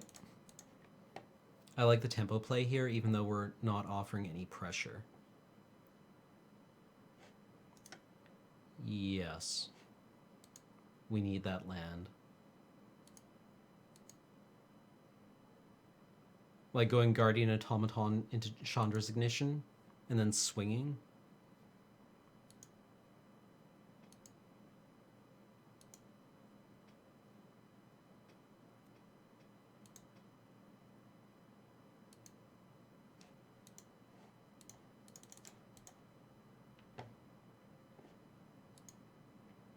Because we can just take out the imp with a fiery impulse.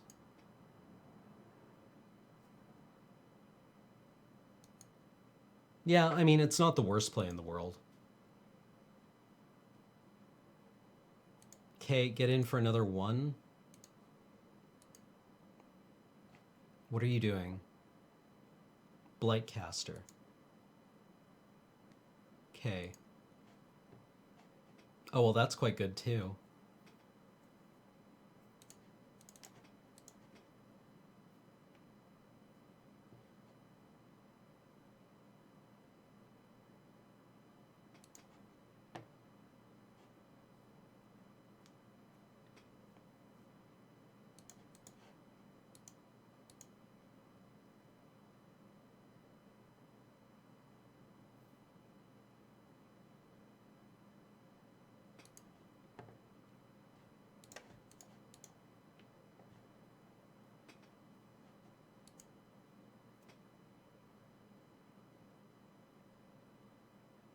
We're not going to ignite unless our opponent presents a serious wide threat here.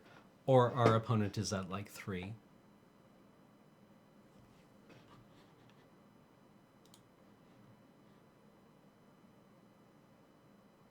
Any good beers in Renton? Not really. I get the idea that Renton is basically a complex of federal and corporate office buildings surrounded by parking lots. What are those? What are these attacks? You're quite clearly off your second white. I foresee a thing coming. Yeah, sure. W/E, Brosef.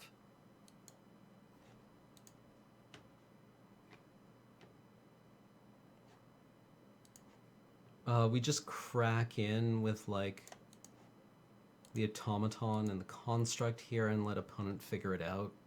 Then put out another automaton next turn and have 2 4/4s.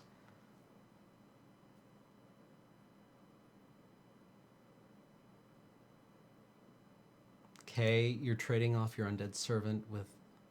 Sure.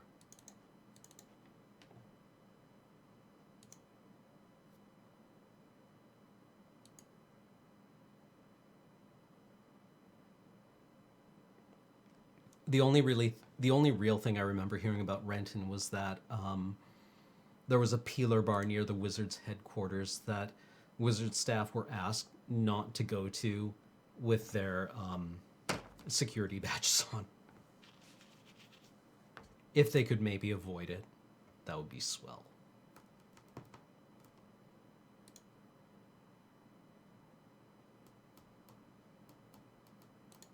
Well, that's a totally fine dispersed target.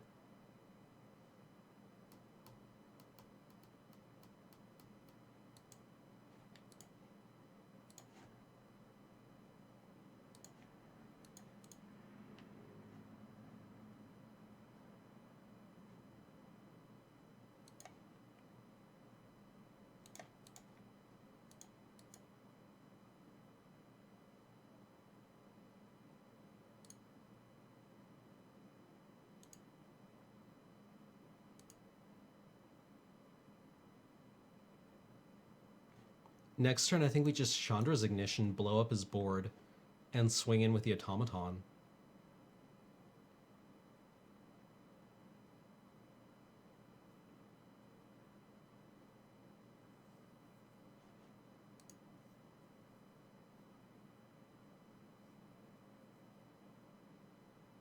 Play your rhinos again.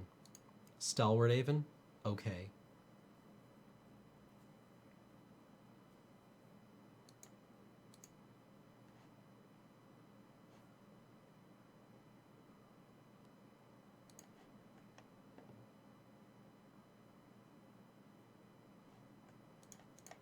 I think we just rumble here with the team.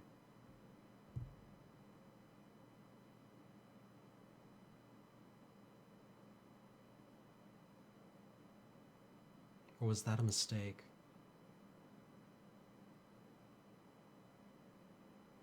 That was a mistake.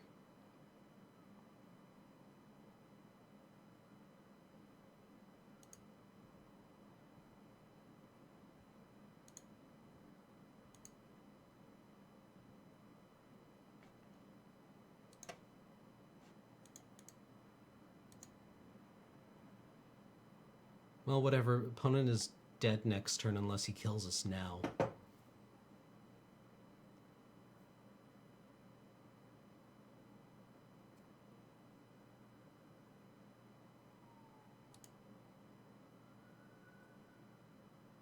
Yeah, because if I ignition the Automaton, it kills my Overseer.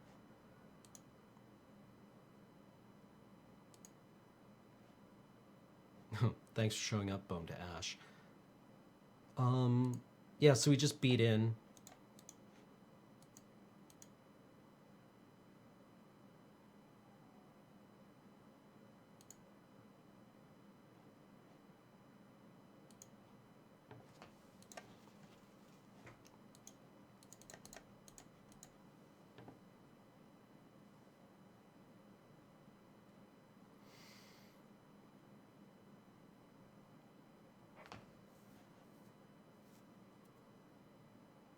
Did opponents scoop?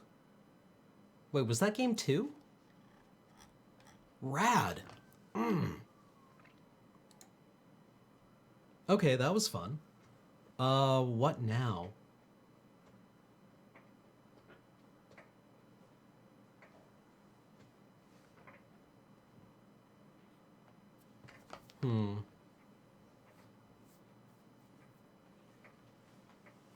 Hey, Graham. Hey. Heading out? Yep. Okay. Yeah, good old 2-1. Some people in the chat had a pretty solid line there that I hadn't seen myself. Oh, really? The turn before, Mm-hmm. Chandra's Ignition on the Chief of the Foundry Yeah. would kill the Imp. imp, but would not kill your other two guys. Yeah. Then you would have only had one blocker, so then you'd get in for 6 and he'd be dead. Oh, yeah. 'Cause That's he a good would have gone from line. 8 to 2. Yeah, that was... Yeah, that's a fine solid. line. Sometimes, rarely, chat Chat is right. Yeah, sometimes, no, okay. Sometimes chat lethal is actually lethal. But don't let it go to your heads. I'll see you. Yeah, see you, Graham. Yeah, we're watching you. We're watching you. What else is here? I mean, I'm in no huge hurry to get anywhere. Legacy Cube. Do you want to do a single Elim Legacy Cube? Shit, Graham's gone. Sure, let's do it.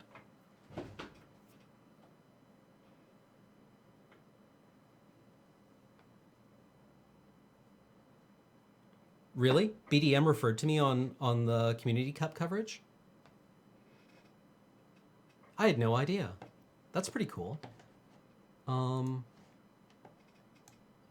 Man of the Sea. Oh, Vindicate. Elspeth. Oh, it's Future Sight. Dismember's quite good. Nighthawk is also fine, but it's Vindicate. Never first pick a gold card.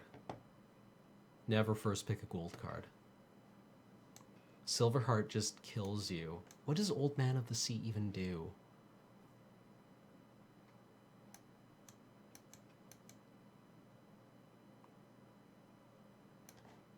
Mentor of the, or Future Sight is so sweet.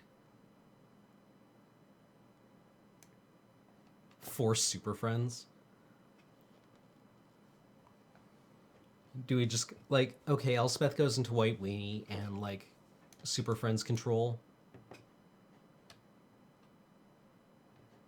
Future Sight is, like, a build-around, though, and Elspeth is just, like, a win con.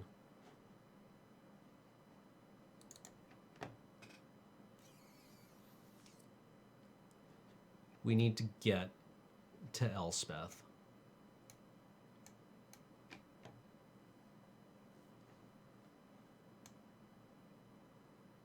Spectral's good, but I don't think it's second pick good. Revoker could be useful. Mishra's Factory. Oh, it's not Mishra's Workshop. Like, is Spectral that good?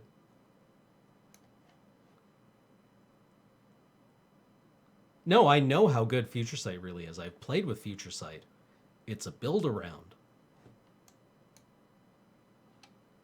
Primetime, Like, the Fireball in Limited is probably quite fine.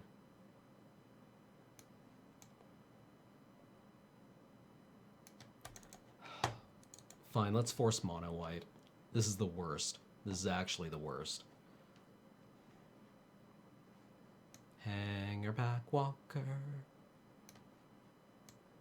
Days could be useful, but we have no way of really, like... Banish your Priest. Fixes a lot of problems. Hangerback Walker is just like... Let's take Hangerback Walker. Venser! Venser, bro! For the sake of argument, land tags. Do.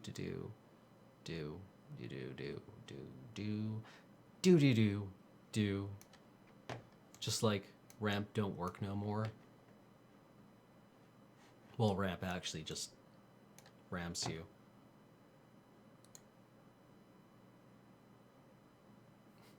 I love this card so much. I love Venser. Venser does flat nothing? What are you talking about? Venser blinks Elspeth after she, like, vindicates your opponent's shit all day.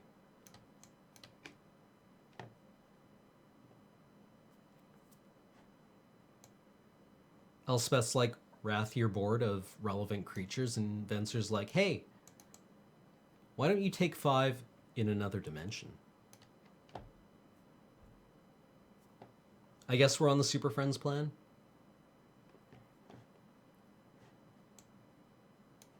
We should probably try picking up control elements. Mom?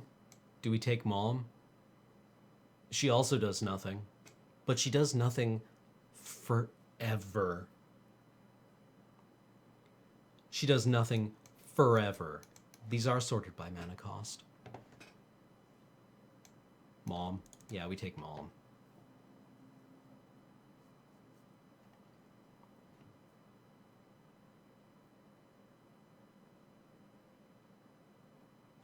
Oh, hey, Revelark. Spell Pierce? Like, the turn 1 Spell Pierce is so good. Especially with shit like Birthing Pod floating around. Delver is not this deck. Into the Royal goes in the Delver deck. Revelark also goes into the same kind of Delver deck, which Porcelain Legionnaire takes Spell Pierce.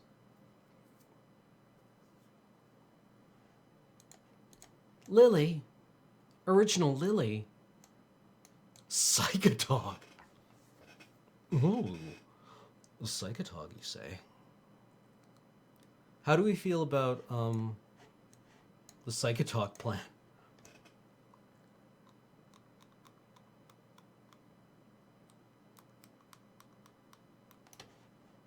Fine, I'll take King Kitty.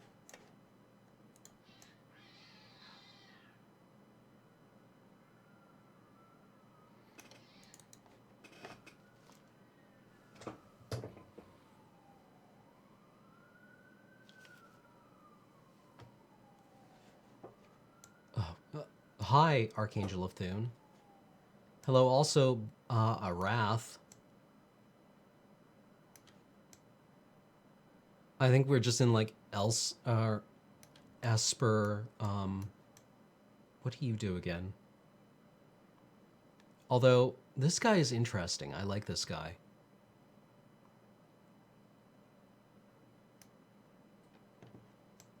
Hunter is also a beating. What just happened? Oh, shit. Awkward. I'm going to take Vindicate here, and we're splashing black now. This is now a black deck.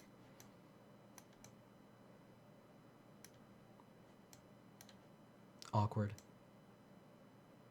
I mean, the colorless fixing is probably quite good. This guy is fine, though. Hallowed Spirit is interesting. Yeah, Sphere. Fuck! Seriously? Ugh, my life is the worst thing that has ever happened to anyone.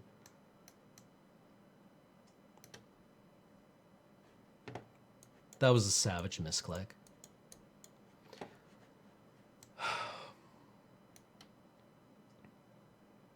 It's just a sphere.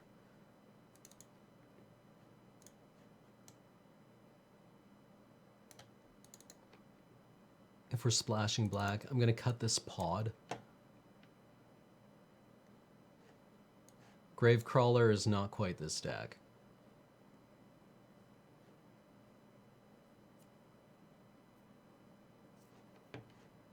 Hey, you guys!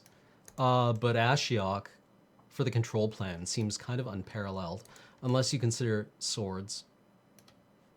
Thoughtseize, Counterspell, Luteril Core. Attica, can I just take this pack? Fuck me. Seriously? Okay, fine. Like, swords is actually totally fine. Terminus.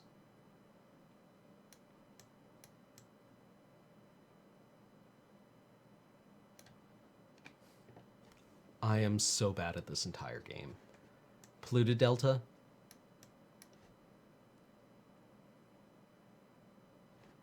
That was a misclick, but swords is totally a thing.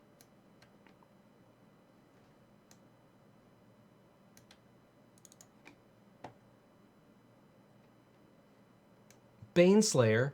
That's a finisher that we need. Packrat? Really? I guess Packrat is just like a win con on its own. Here's Downfall's removal. Soren, we're on the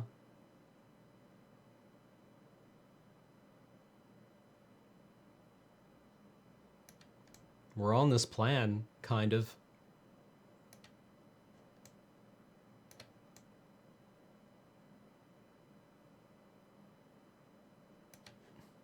Like, Pact is good. Council's Judgment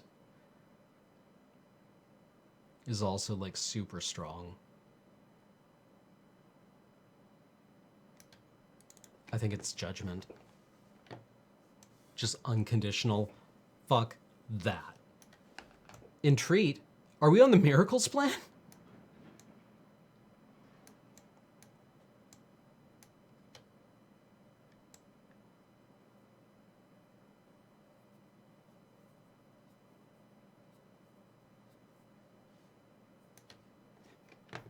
I don't know how good this is in, like, limited. Fountain, that's probably correct. I mean, is top in cube?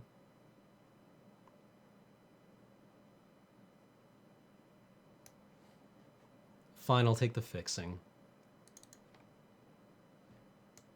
Oh, other Elspeth. That's interesting.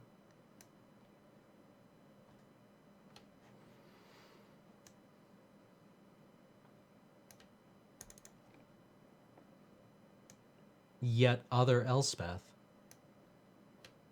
We have Sing Collector, which, like, just fucks something from their hand.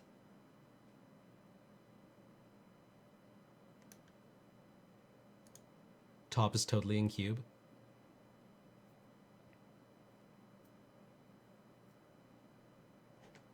attrition. Destroy target non-black creature. That's kind of interesting. Mono Elspeth.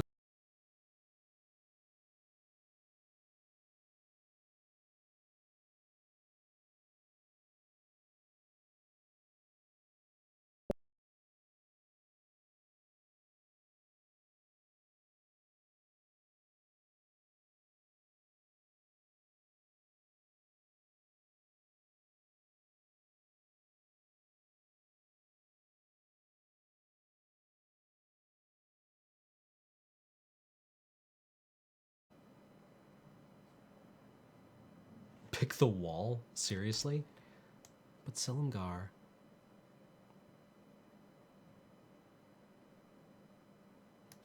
Fine, I'll take the wall. Scrubland is actually exactly what we need here.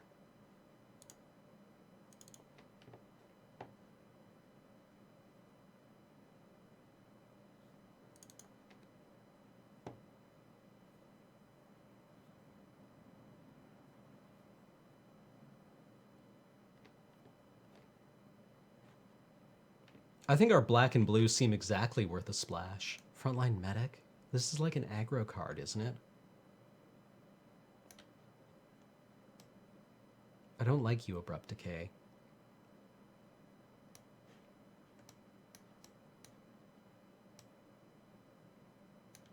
I'm gonna hate you.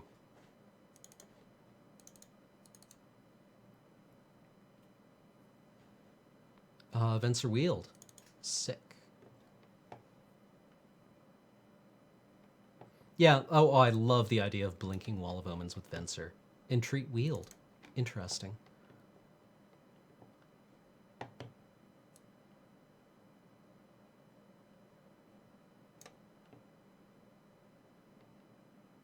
Yeah, Medic plus Elspeth isn't nothing, actually. That was probably a giant mistake. Well, Thalia, sure. We are kind of a tokeny deck now that I think about it. Sin Collector, Angelic Destiny.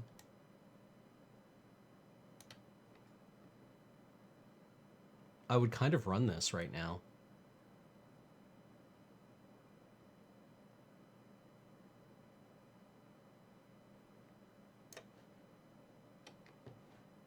Highland Vala. High Force of Will. Soulfire Grandmaster just incidentally also here. Condemn whatever that is. It goes away. Supreme Verdict, though. Also quite good. Like, I think Thalia goes away, definitely. But, like, Supreme Verdict can't be countered. Fuck all your shit.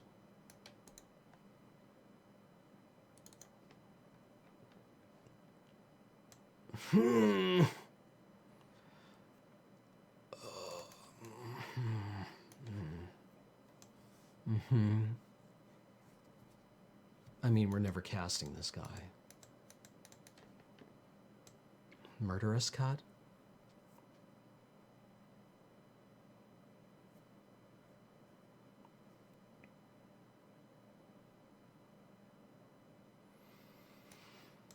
Journey to Nowhere?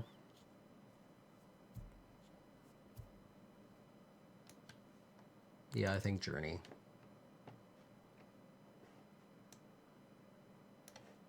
Do we have anything to get back with Ranger? Not really. Who is Ranger? Who is this guy?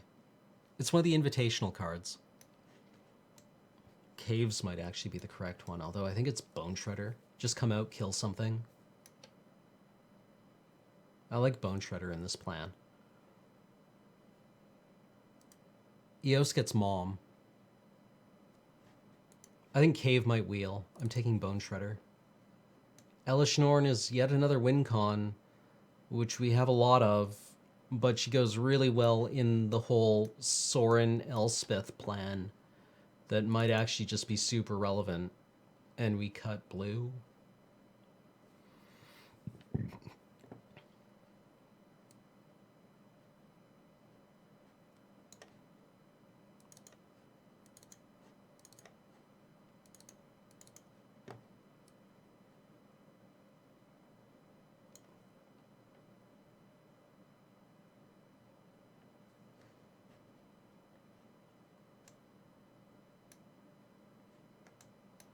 What do you even do? Glorious Anthem, huh? In a Trogan strategy?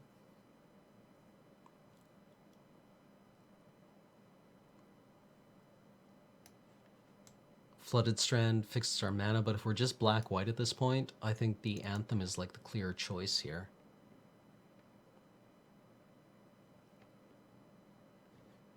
Venser shouldn't actually be that hard to play into. Especially with, like, Hallowed Fountain.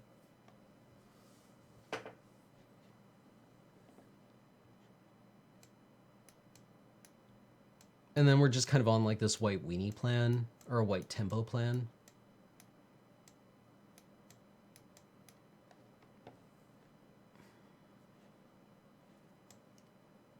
We don't get much value out of Tasker. Dictate of Heliod. You are so slow. So slow, but, like, you're also kind of undeniably good. A Quarter Paladin might be relevant in this strategy.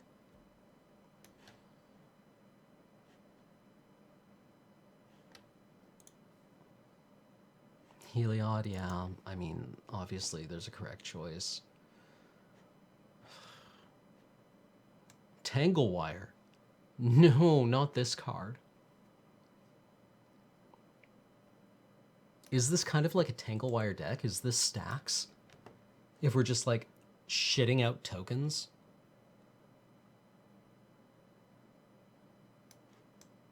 I mean, okay, fine. Spear.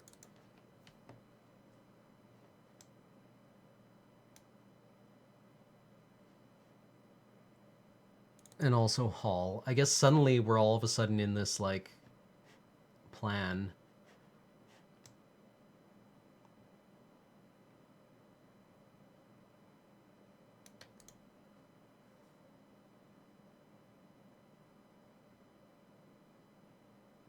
Yeah, like, just all anthems all the time. Do we take Linvala or do we take Whip?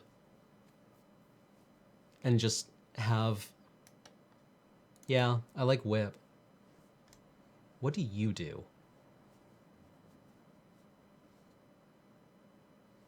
Well, you're definitely a thing we could play, though I'm not convinced of it. Ranger gets back Mom. Ranger gets Mom.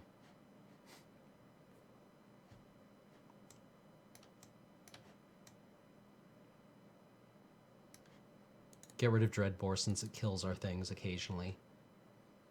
Divinity of Pride. Sure, why not? I don't think we can activate Erebos.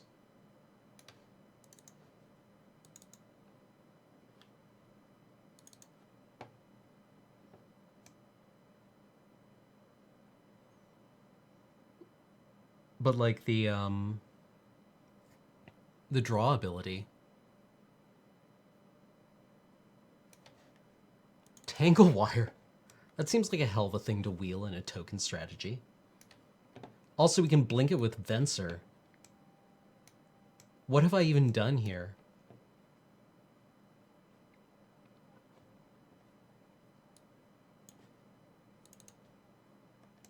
What's the bad Elspeth?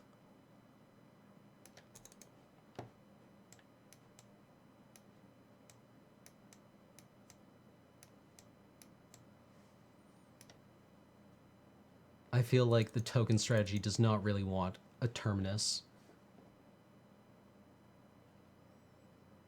I think we cut the Hall of Triumph.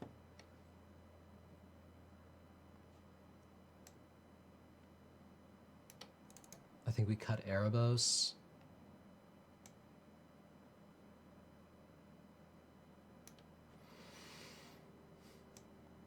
Like, this guy turns into one spirit on his own.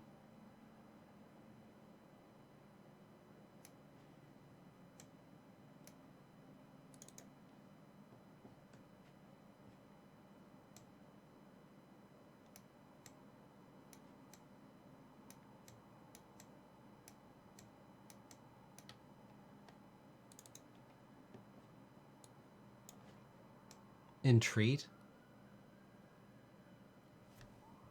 Cut whip, cut dictate? Really? Cut dictate?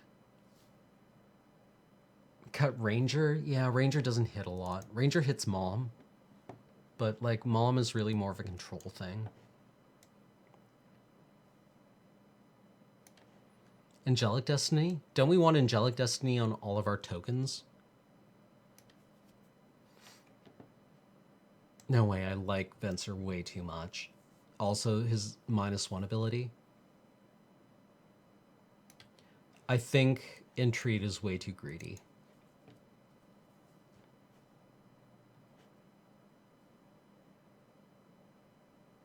Oh, I'm glad you like it, Arakamas. Yeah, whip is probably absolutely not what we want to be doing here.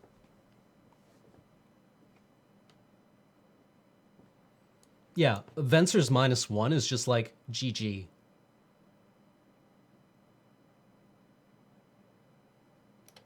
I like this. Add basics. Give me...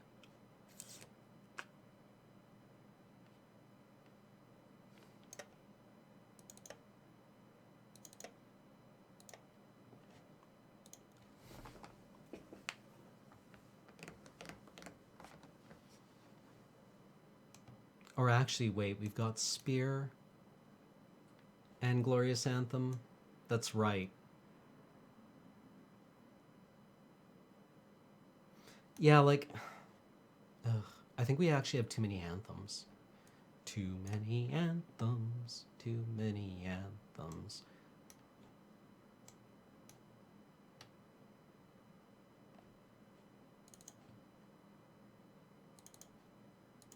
There. Add non-basics? We already have our non-basics. We have 3 blue sources, 4 black sources.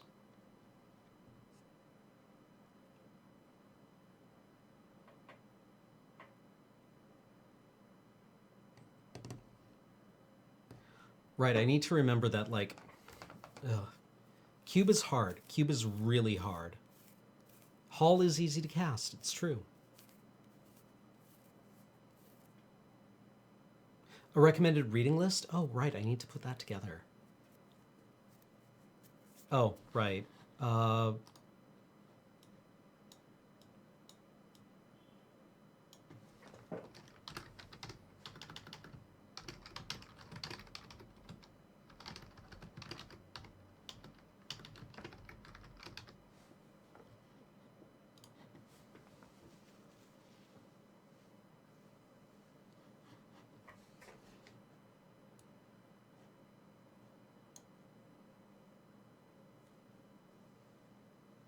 Cut Angelic Destiny for Hall? I like the idea of just, like, turning one of our tokens into a Baneslayer, though. Oh, it's not Origins Draft. Right.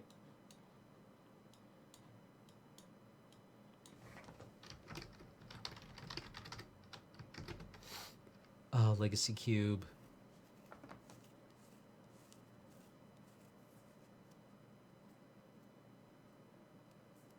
You know what? Let's just run it. We've got, like, it's a single a limb. Cut Glorious Anthem for Hall? I guess so. Yeah, that seems correct, actually.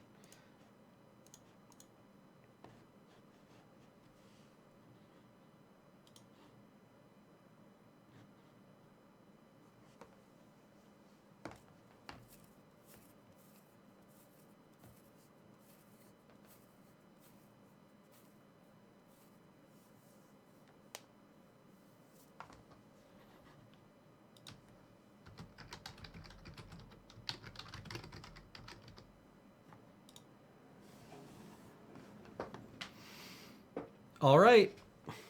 All right.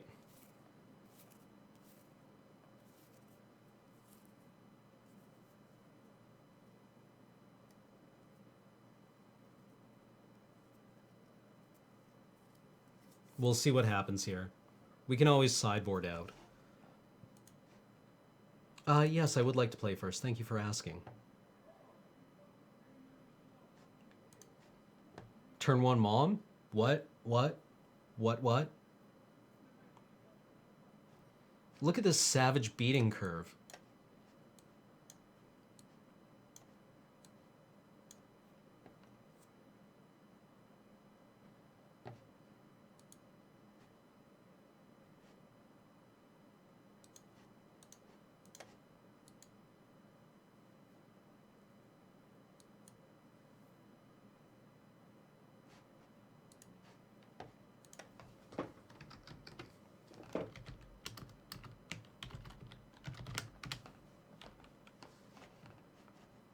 Oh, opponent is good guy.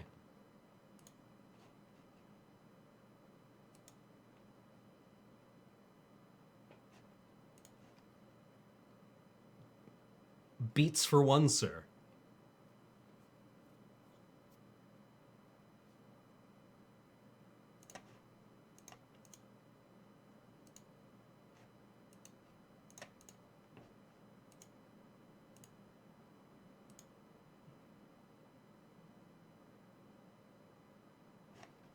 Ruh-roh. Oh, Looter core. Alright.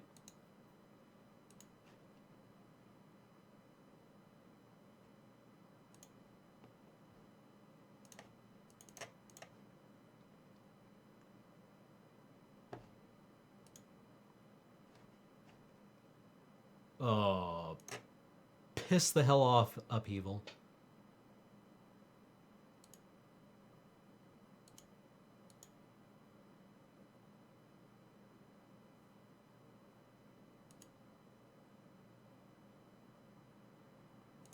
Yes, you begin to loot.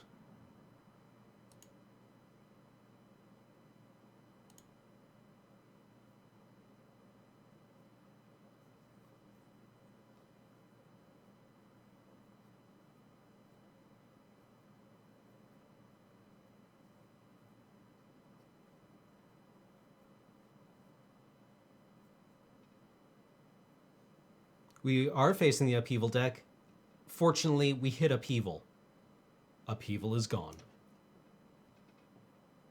Fuck me!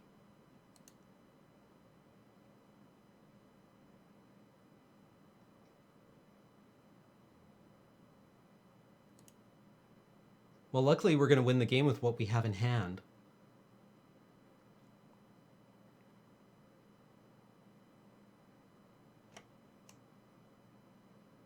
Like, we just Elspeth next turn and, like, kill Jace.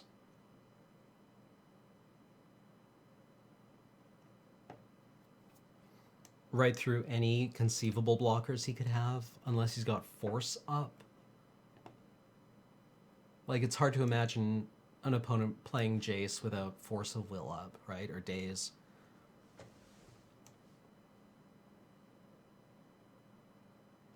Well, we kill Jace with Elspeth. Elspeth's like, go and get him, boys.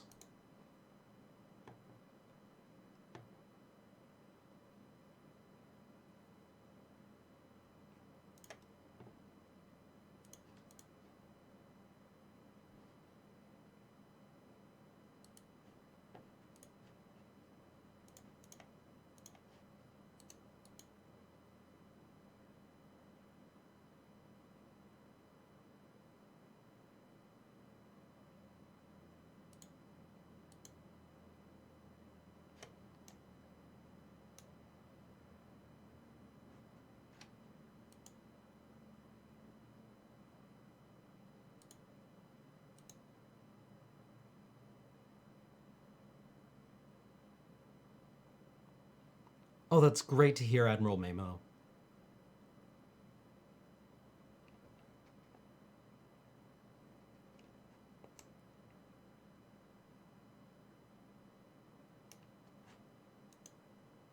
And now we just start shitting out mans, right?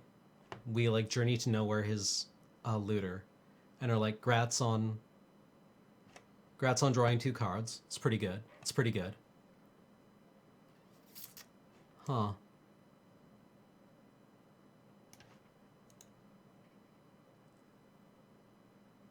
Well, that's awkward.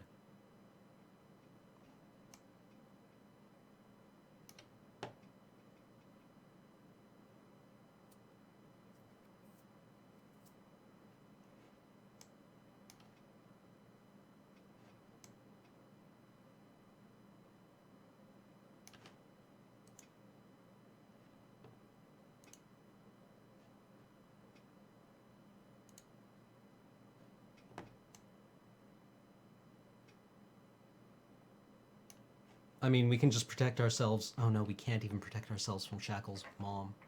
This is awkward.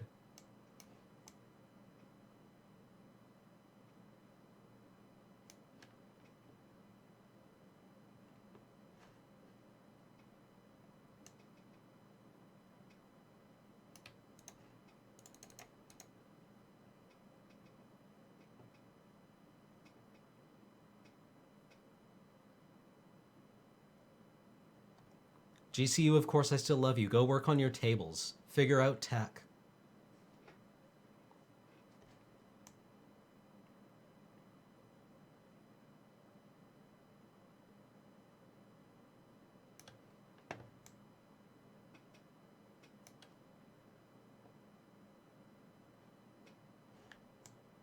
How do we deal with this? He has the mana up. He can grab something with 3 power. Does that work? Do the shackles fall off, or is it only a target? It's only a targeting restriction.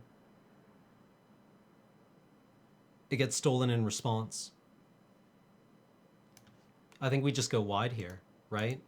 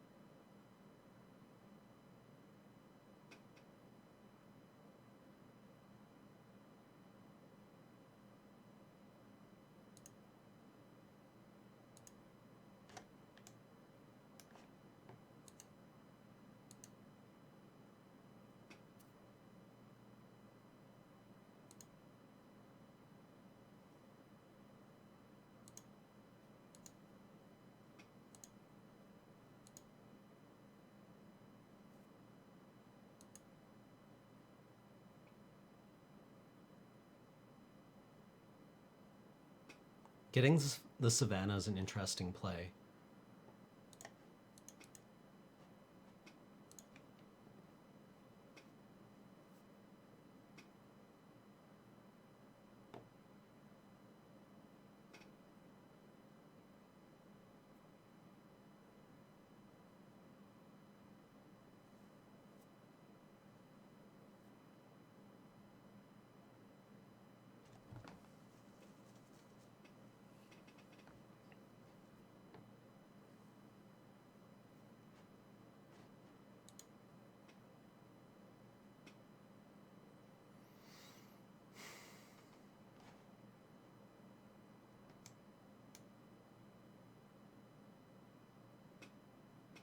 See, this is awkward because he can steal the Banisher Priest with shackles.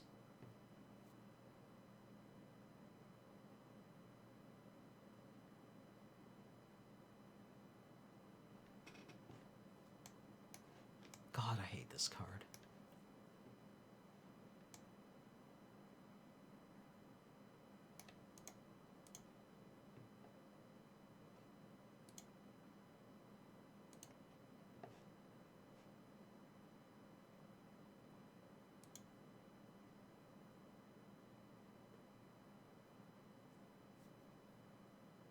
Because he just steals the Banisher Priest and blocks something with it and gets his looter back, right? Yeah, I think I just keep making guys. And opponent's like, well, fuck. Right? When we ultimate Elspeth. We're not actually under any pressure here.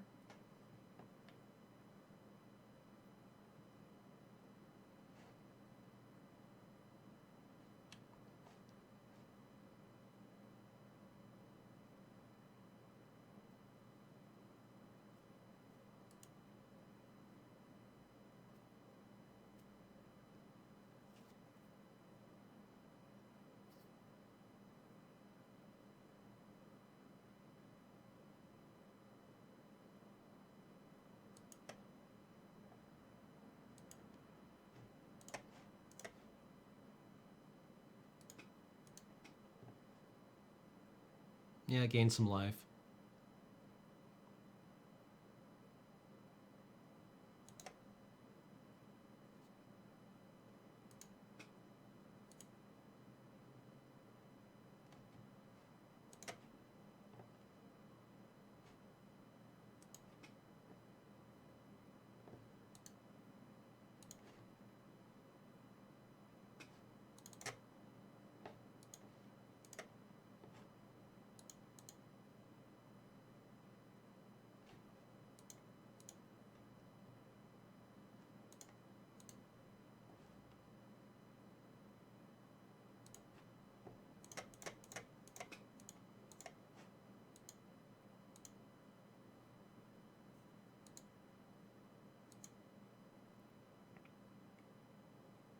Can let opponent figure it out. Didn't untap Shackles, is keeping Mom. Should have +3/+3'd? Oh well. We still won.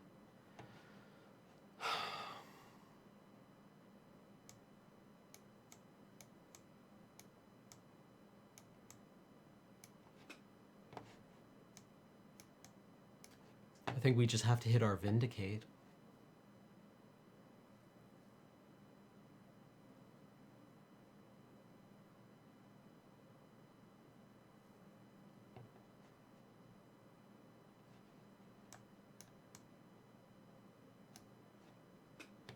Like, the wide plan is still quite good against his deck.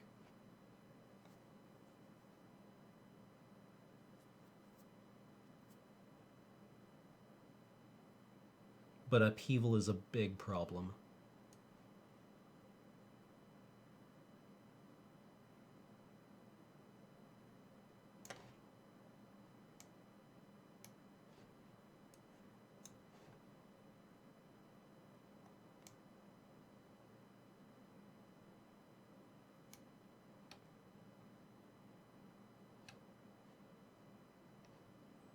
Let's run it back. Like, we have Vindicate, we have Council's Judgment, we have... not a terribly keepable hand, even though it's full of good shit. We have all the answers. Why could we not have one more land? Well, this is also not super exciting. But I don't think it's getting any better.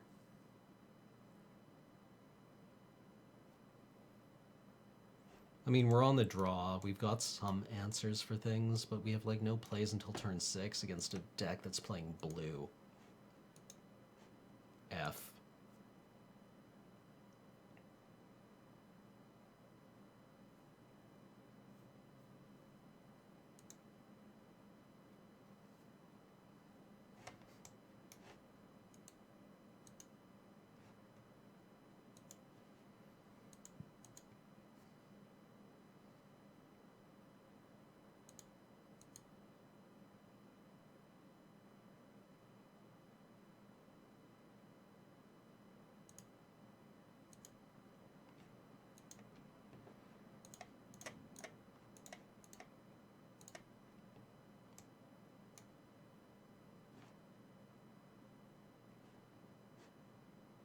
Let's hedge on white.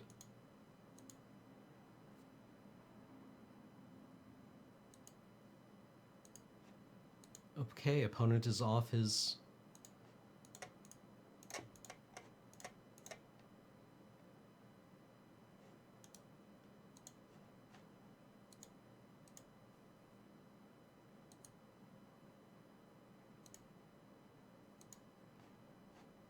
opponent is, like, goozled here, I think. Fuck, I'm so stupid.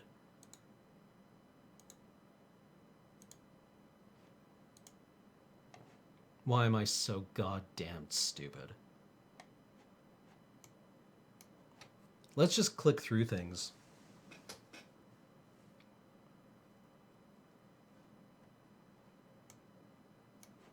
Let's just click through things, shall we?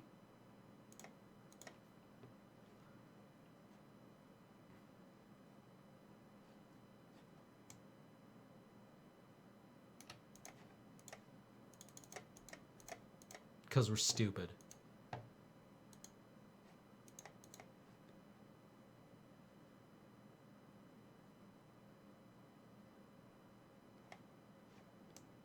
Opponent's mana is just like everywhere. It's on some weird kind of bant plant where he threw away Llanowar elves.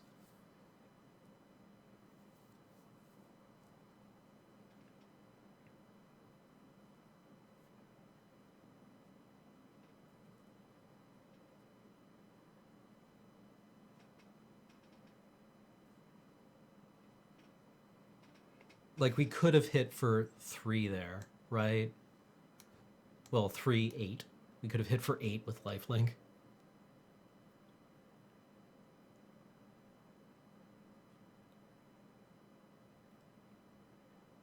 He didn't have green where he discarded. No, it's true.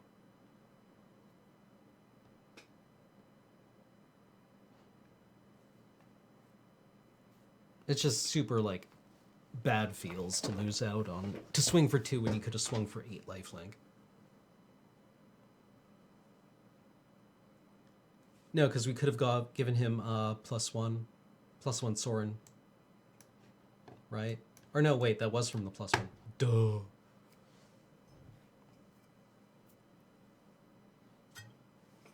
I mean, whatever. We can close out the game in 3 turns here.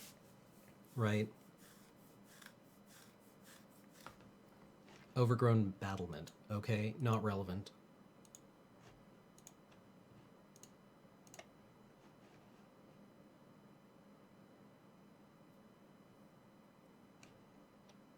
I mean, we can even, like, swords his battlement.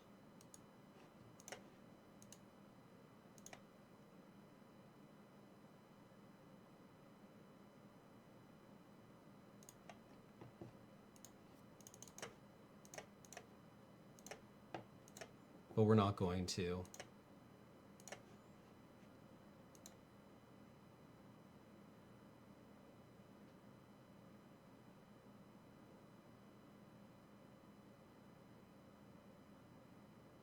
Okay.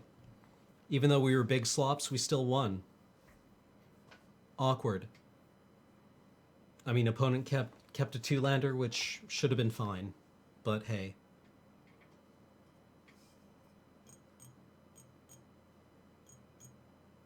So we got lucky, even though we were big slops. I'm going to run an ad, and then we'll be back in like 3 minutes. Sound good? All right. Does sound good, doesn't it?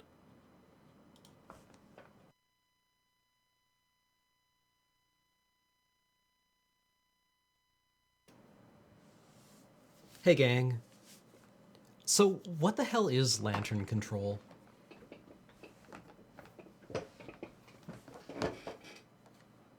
The name suggests to me 5-color good stuff, but the way people are talking about it, it sounds like an insurmountable mountain of horrid bullshit that has completely broken Modern forever and ever.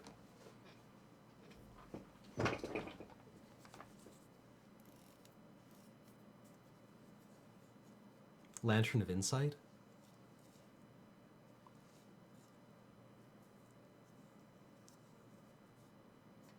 Oh, it's the new eggs? So it's a combo deck that nobody has sideboard tech for, then.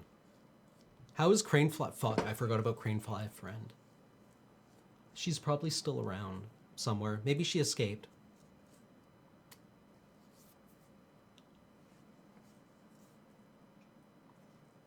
It's a prison deck? Okay. So it beats, like, linear strategies like Splinter Twin and Abzan Pile. Sounds fine. Sounds like my kind of deck, actually.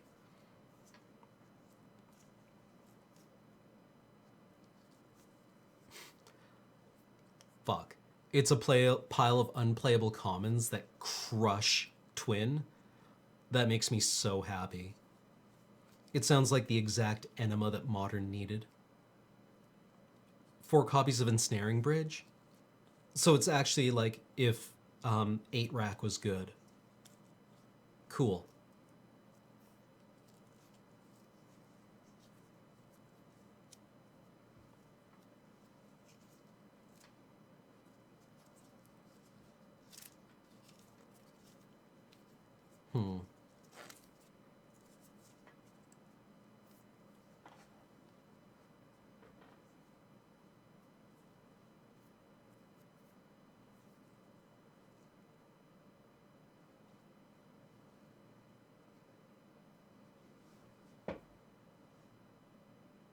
It's 8 rack for your deck. Okay. Okay, that sounds fine. I mean, it sounds like a misery to play against and the kind of, incredibly boring horse shit that you run up against in Modern until somebody decides to one-of sideboard win cons against it. Hey, we're in for the next round.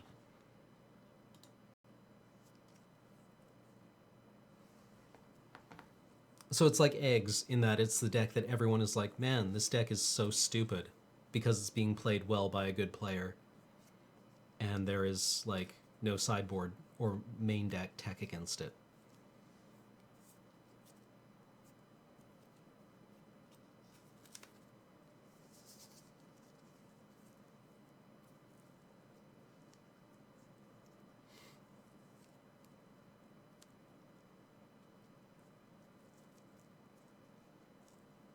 All right, here we go.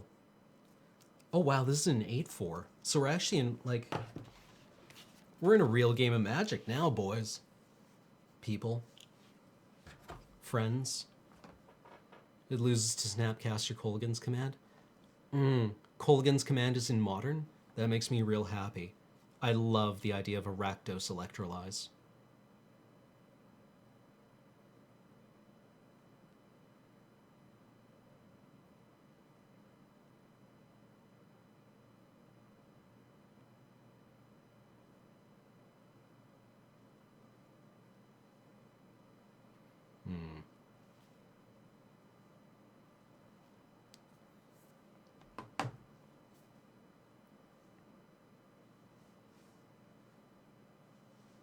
Can we just talk for a moment about how awesome the new blue-red command is? Brutal Expulsion, I think. Just show me a card that counters Supreme Verdict and Abrupt Decay.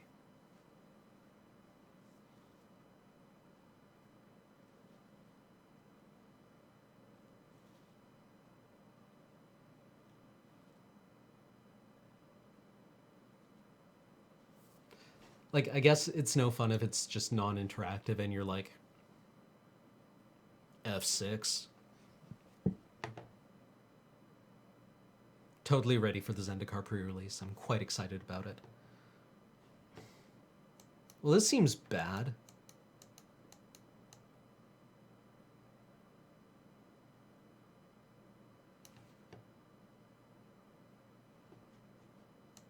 What do you guys think?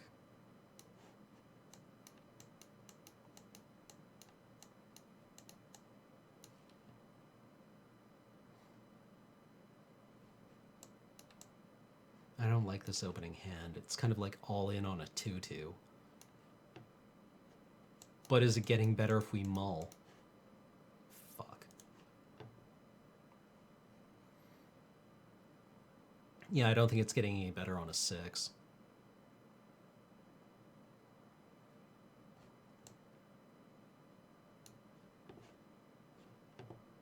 Well, got a 1-drop.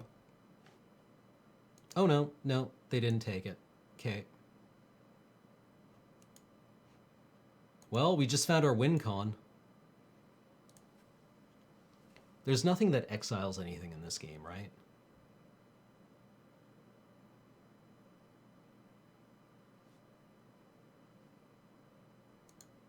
Especially not in these colors, right?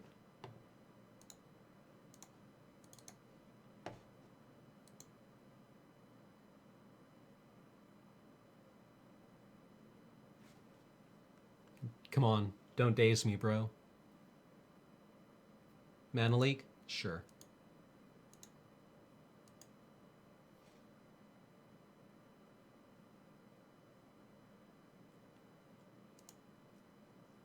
Bravely did the Hangerback Walker get played directly into counter magic.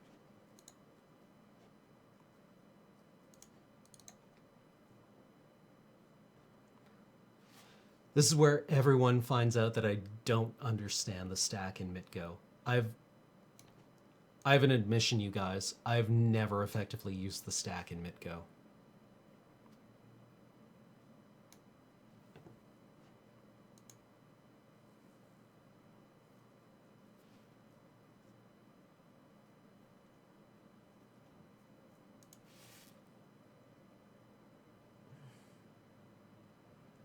Found cranefly friend.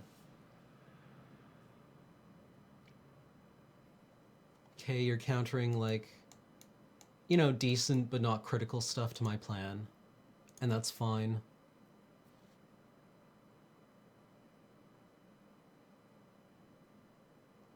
Click the things I want to resolve last first. Gotcha.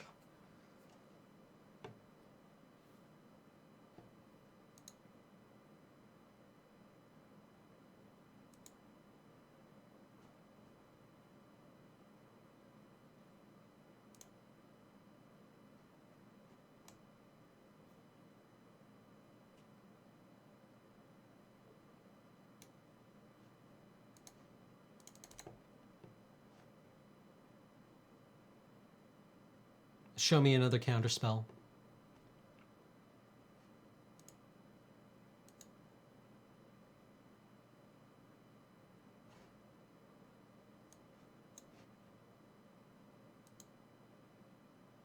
Tap down all your shit, son.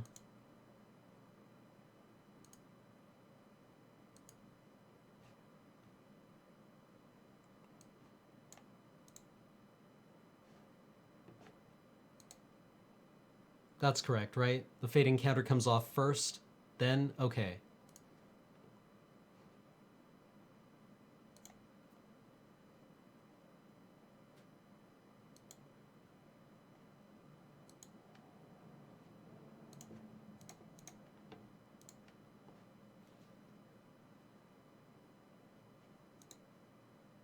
There we go. There we go.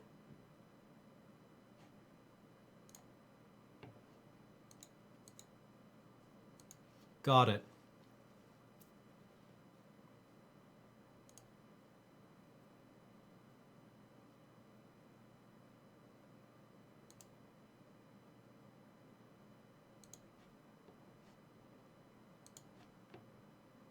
It's happening!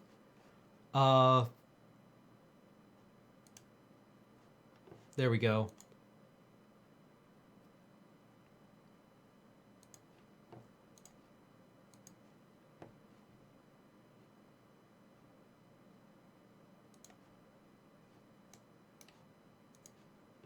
We actually have, like, no game here.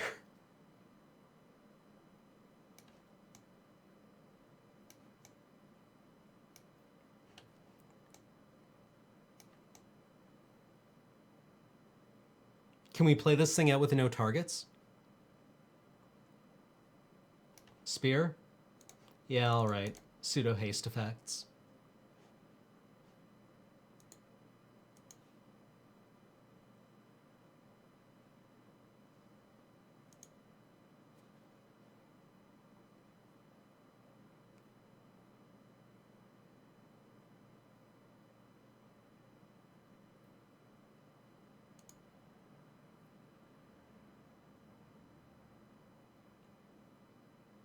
Play something, I dare you.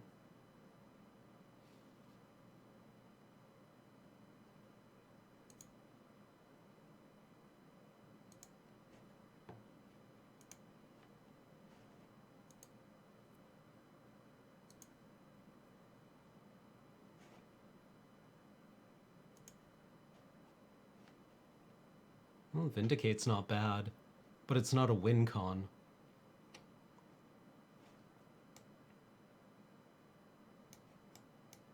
We've not been able to capitalize on this at all.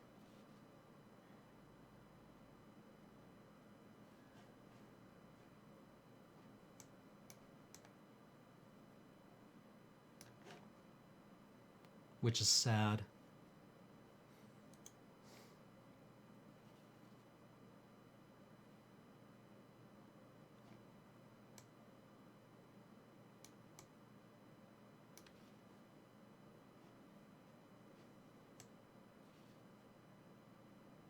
Priest with no targets.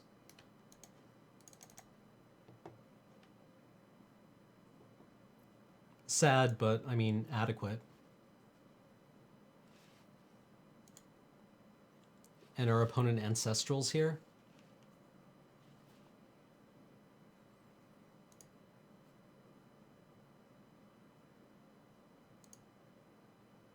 This is gonna hurt.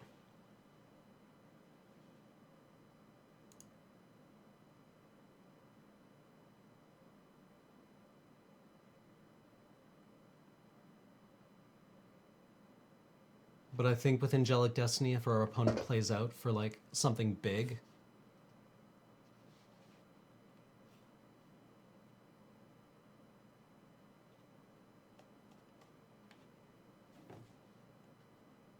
hi, Crane friend. God, that's a big bug. Just go out, dude. Go out. Go outside.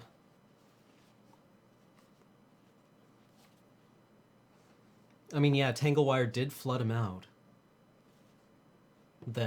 Flood them out.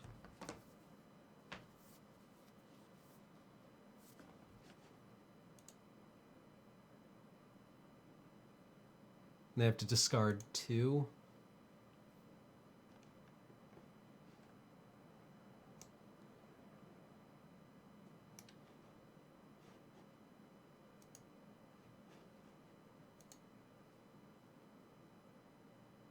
Do we just like vindicate one of their... Oh no, wait, we don't have a swamp. This is awkward.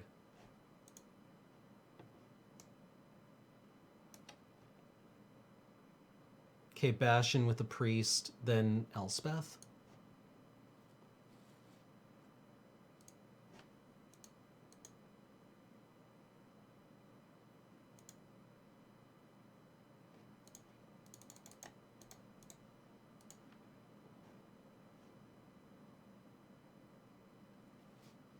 Show me what you got. You got a ton of shit, dude.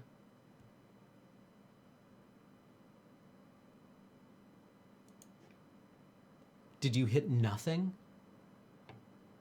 Okay. There you go. There you go. That's a real spell. Okay.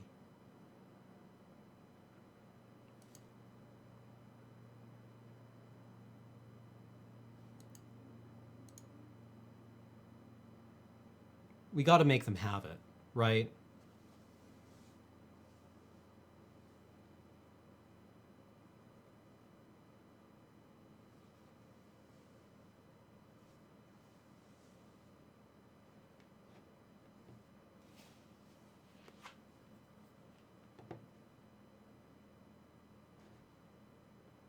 He's tapping out for something. Ratchet Bomb. Interesting. And holding up cancel mana equivalents.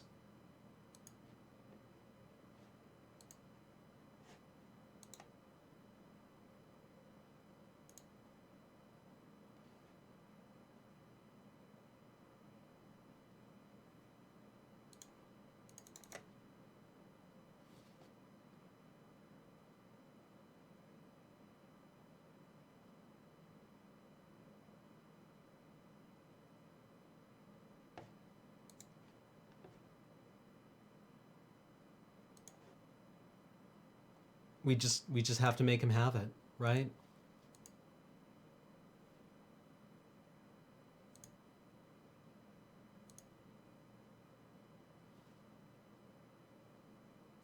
Okay.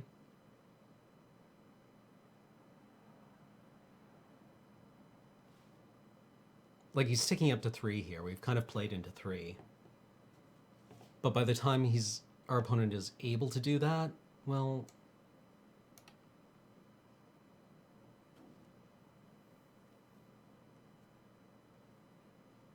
Tammy? That seems like a fine Vindicate target if we can get to black. If we can get to black mana.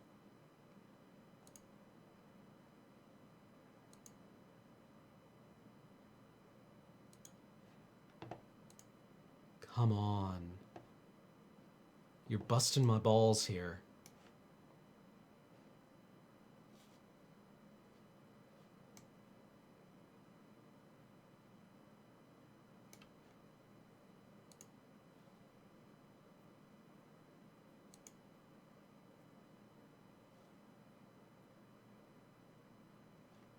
The priest is tapped. And will continue to be tapped.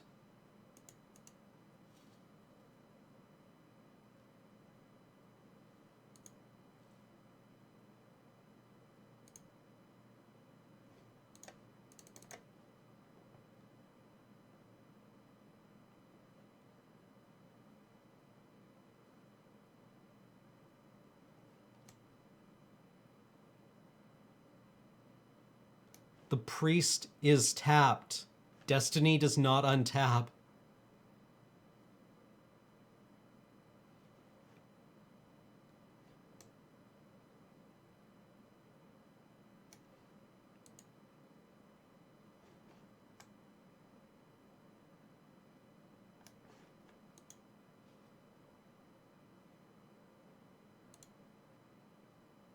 I mean, Ratchet Bomb just fucks us here. That's... Guys, I don't know how else to explain this to you.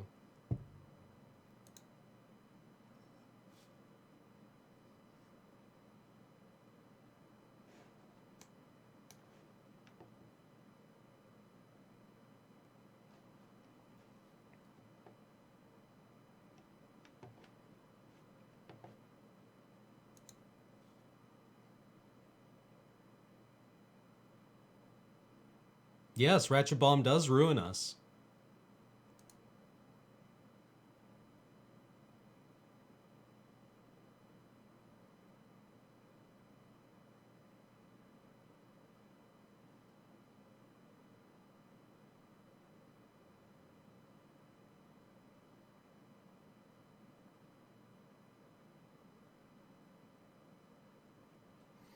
Yes, vindicate the bomb. Yes, that is accurate.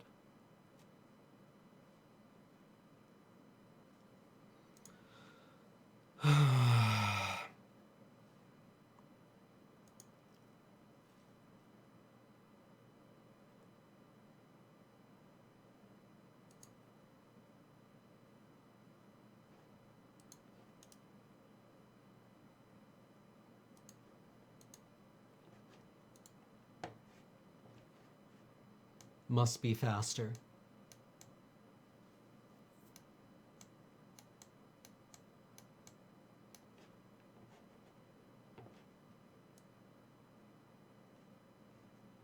Like, if we had been able to get through that tangle wire.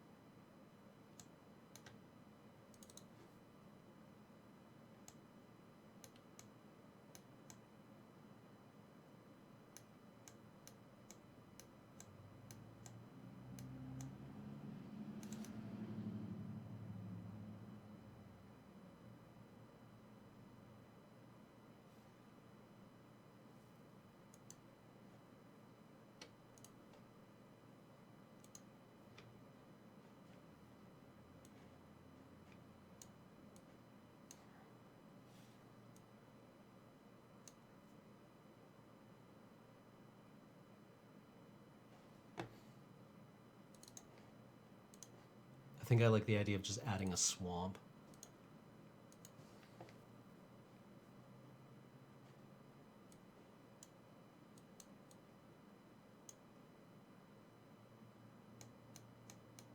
Just gotta get in fast.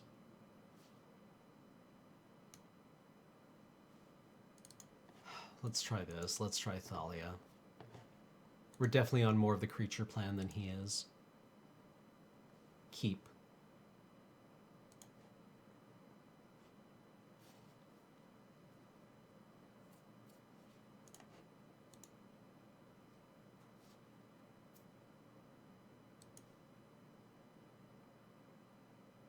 Wire is not bad in our deck.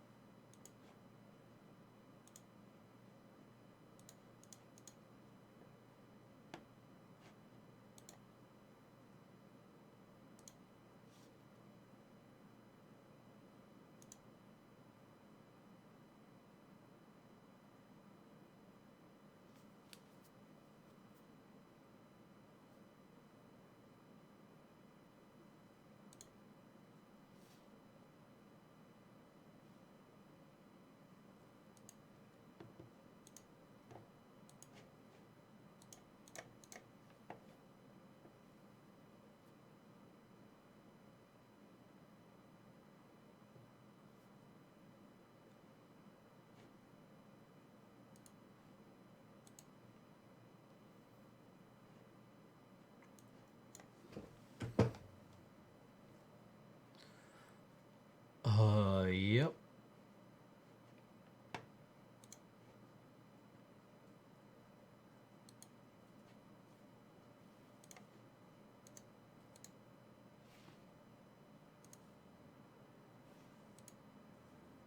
Opponent has a handful of win cons and no other mana.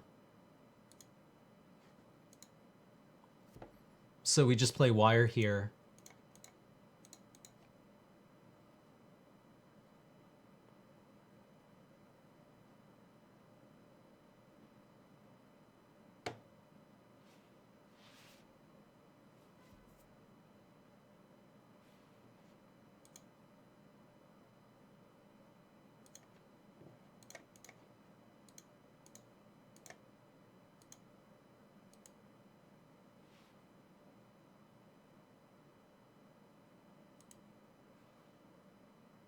Like, opponent's just so fucked here.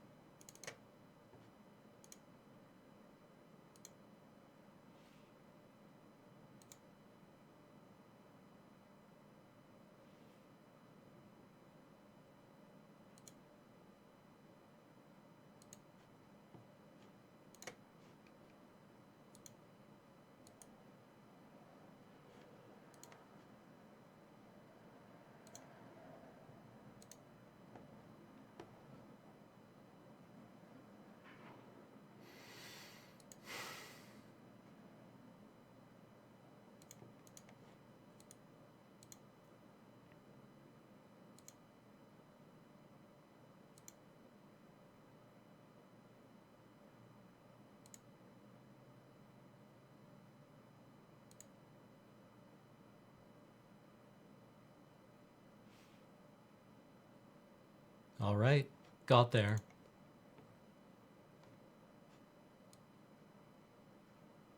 Run it back.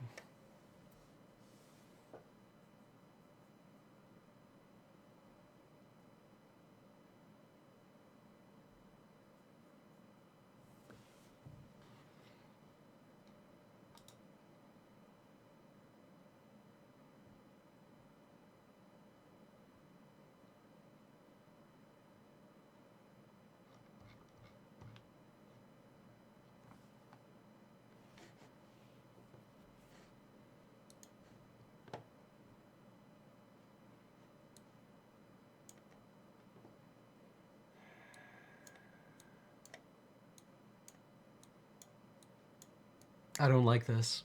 I don't like this at all.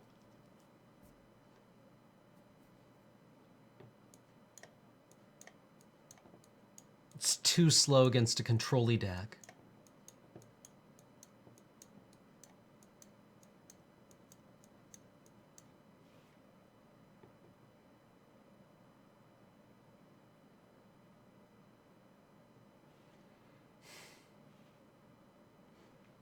It's too slow. It doesn't get there.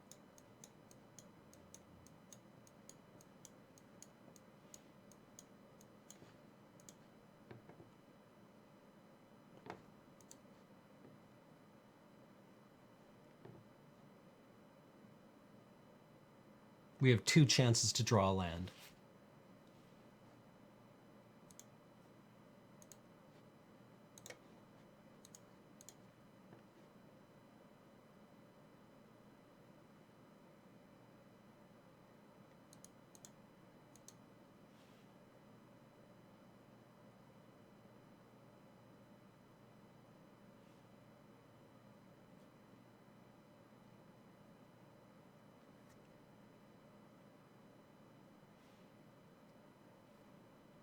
I don't like this keep, but it does so much on 2 land.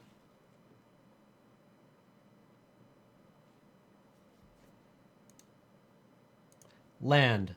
Fuck. Well, we're dead. Good game, everyone. Go get him, Mom.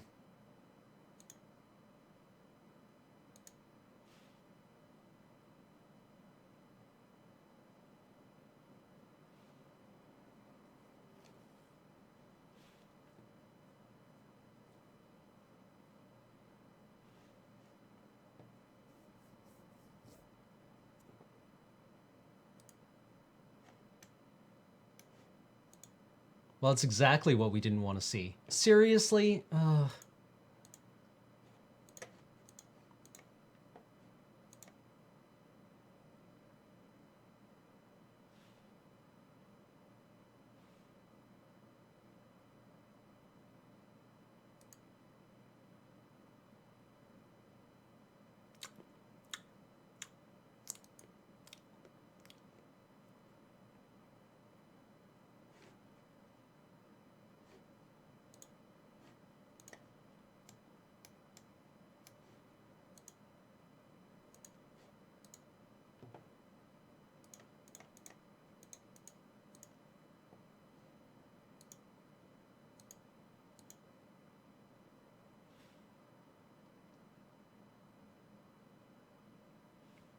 It's always Willbender. No, it's Hidden Dragon Slayer.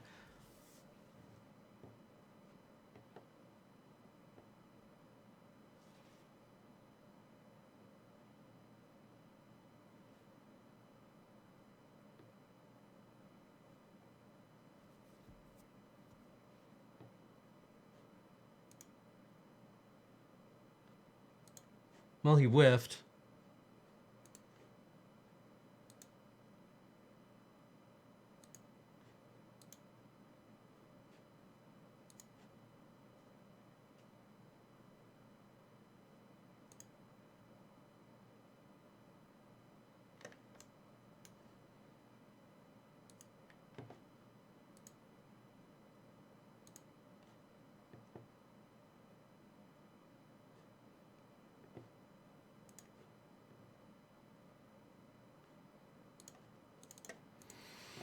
All right, King Kitty, I believe in you.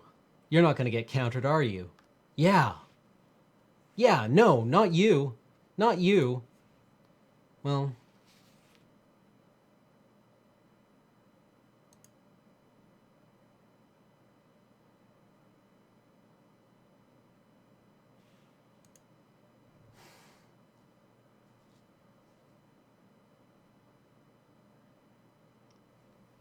Really could use a Vindicate here. It's getting close.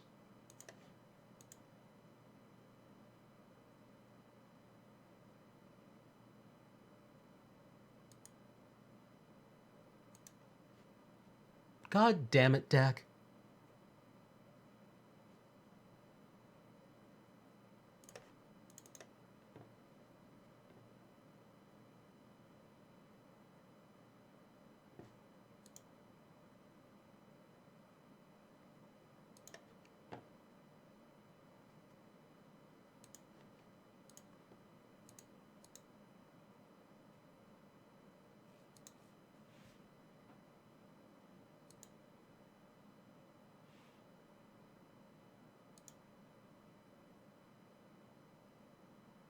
Does he just blow up Mom, then like Bone Shredder Seeker?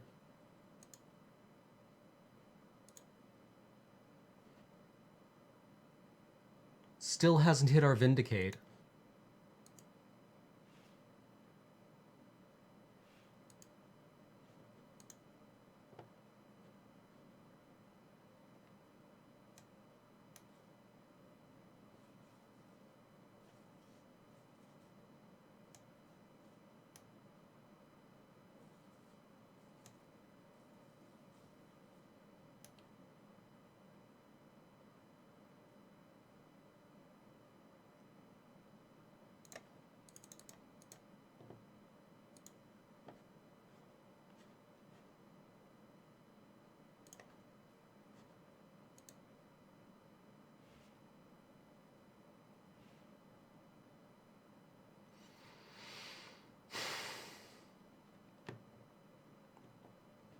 Yep.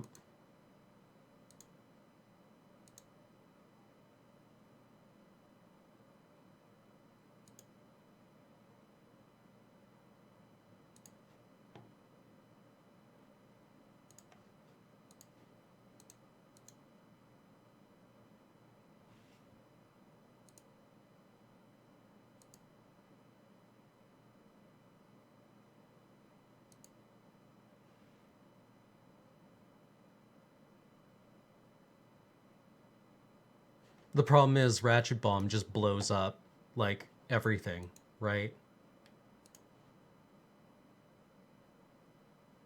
Still has not hit our Vindicate.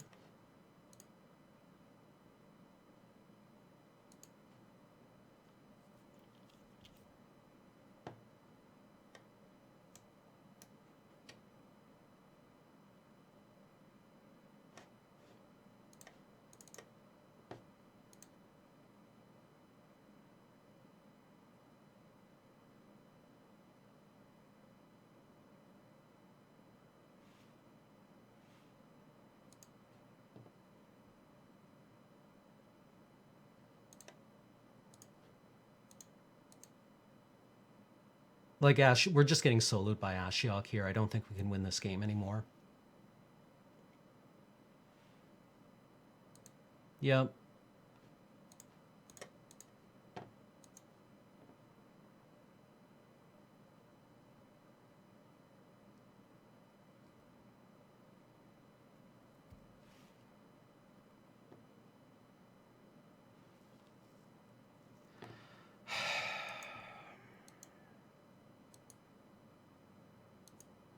Like, congratulations, you resolved Ashiok. Now you win.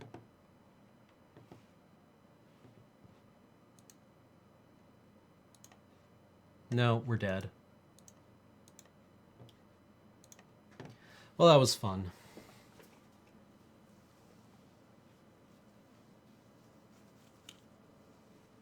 He hit our Vindicate, and that was our only out. I tried to take Ashiok, then I misclicked.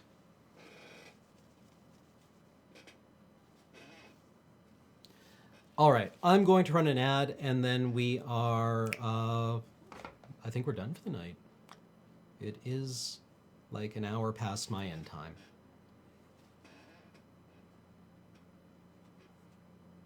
Would have been nice to draw Vindicate. Not that we would have gotten to play it at all. So we will see you guys later then. Have a good night, and I will see you definitely next Wednesday. I'm trying to think if I am streaming before then. Nothing scheduled. But good luck at all your pre-releases for those of you who are pre-releasing. And remember the one drop black Eldrazi process or drone, much better than he looks. Although not really how you want to be ingesting or exiling stuff, but he's good. He's actually not that bad. So later, everyone. Yes, Rocardito, I am super salty. This is exactly what salt looks like. Oh, right, MTV CDM. Thank you very much for reminding me. If you have enjoyed the stream tonight, please consider supporting us either here on Twitch with the subscription button, which is probably over there, or on our Patreon at www.patreon.com/loadingreadyrun. And, you know, if you don't feel like supporting us, that's totally fine. We provide a lot of free content over at our website at www.loadingreadyrun.com. So just check it out. There's lots of streams, lots of videos. We've been doing this for a decade. We are experienced entertainers. Oh, Benthic Intruder, I think, is is really the ingester that you want in the blue Eldrazi deck. The 1/4 that can't be blocked. Yeah, that one's good. That guy's good and limited. He's exactly how you want to be enabling your processors. Anyway, I think it's a fun format. So I will see you guys later. Now for real, I'm going to run an ad. I'd appreciate it if you watch it. Otherwise, I think... is Lily still streaming? I know Alex said he probably wouldn't be able to stream tonight, but I don't know if he actually is streaming tonight or not. And there's always Adam's stream as well. So, once you're done here, be sure to check out one of those 3. They are all my friends. So go visit them. Maybe you want to go F-bomb them. So, that would be using our F. Fuck, the crane fly is right there. No, this has...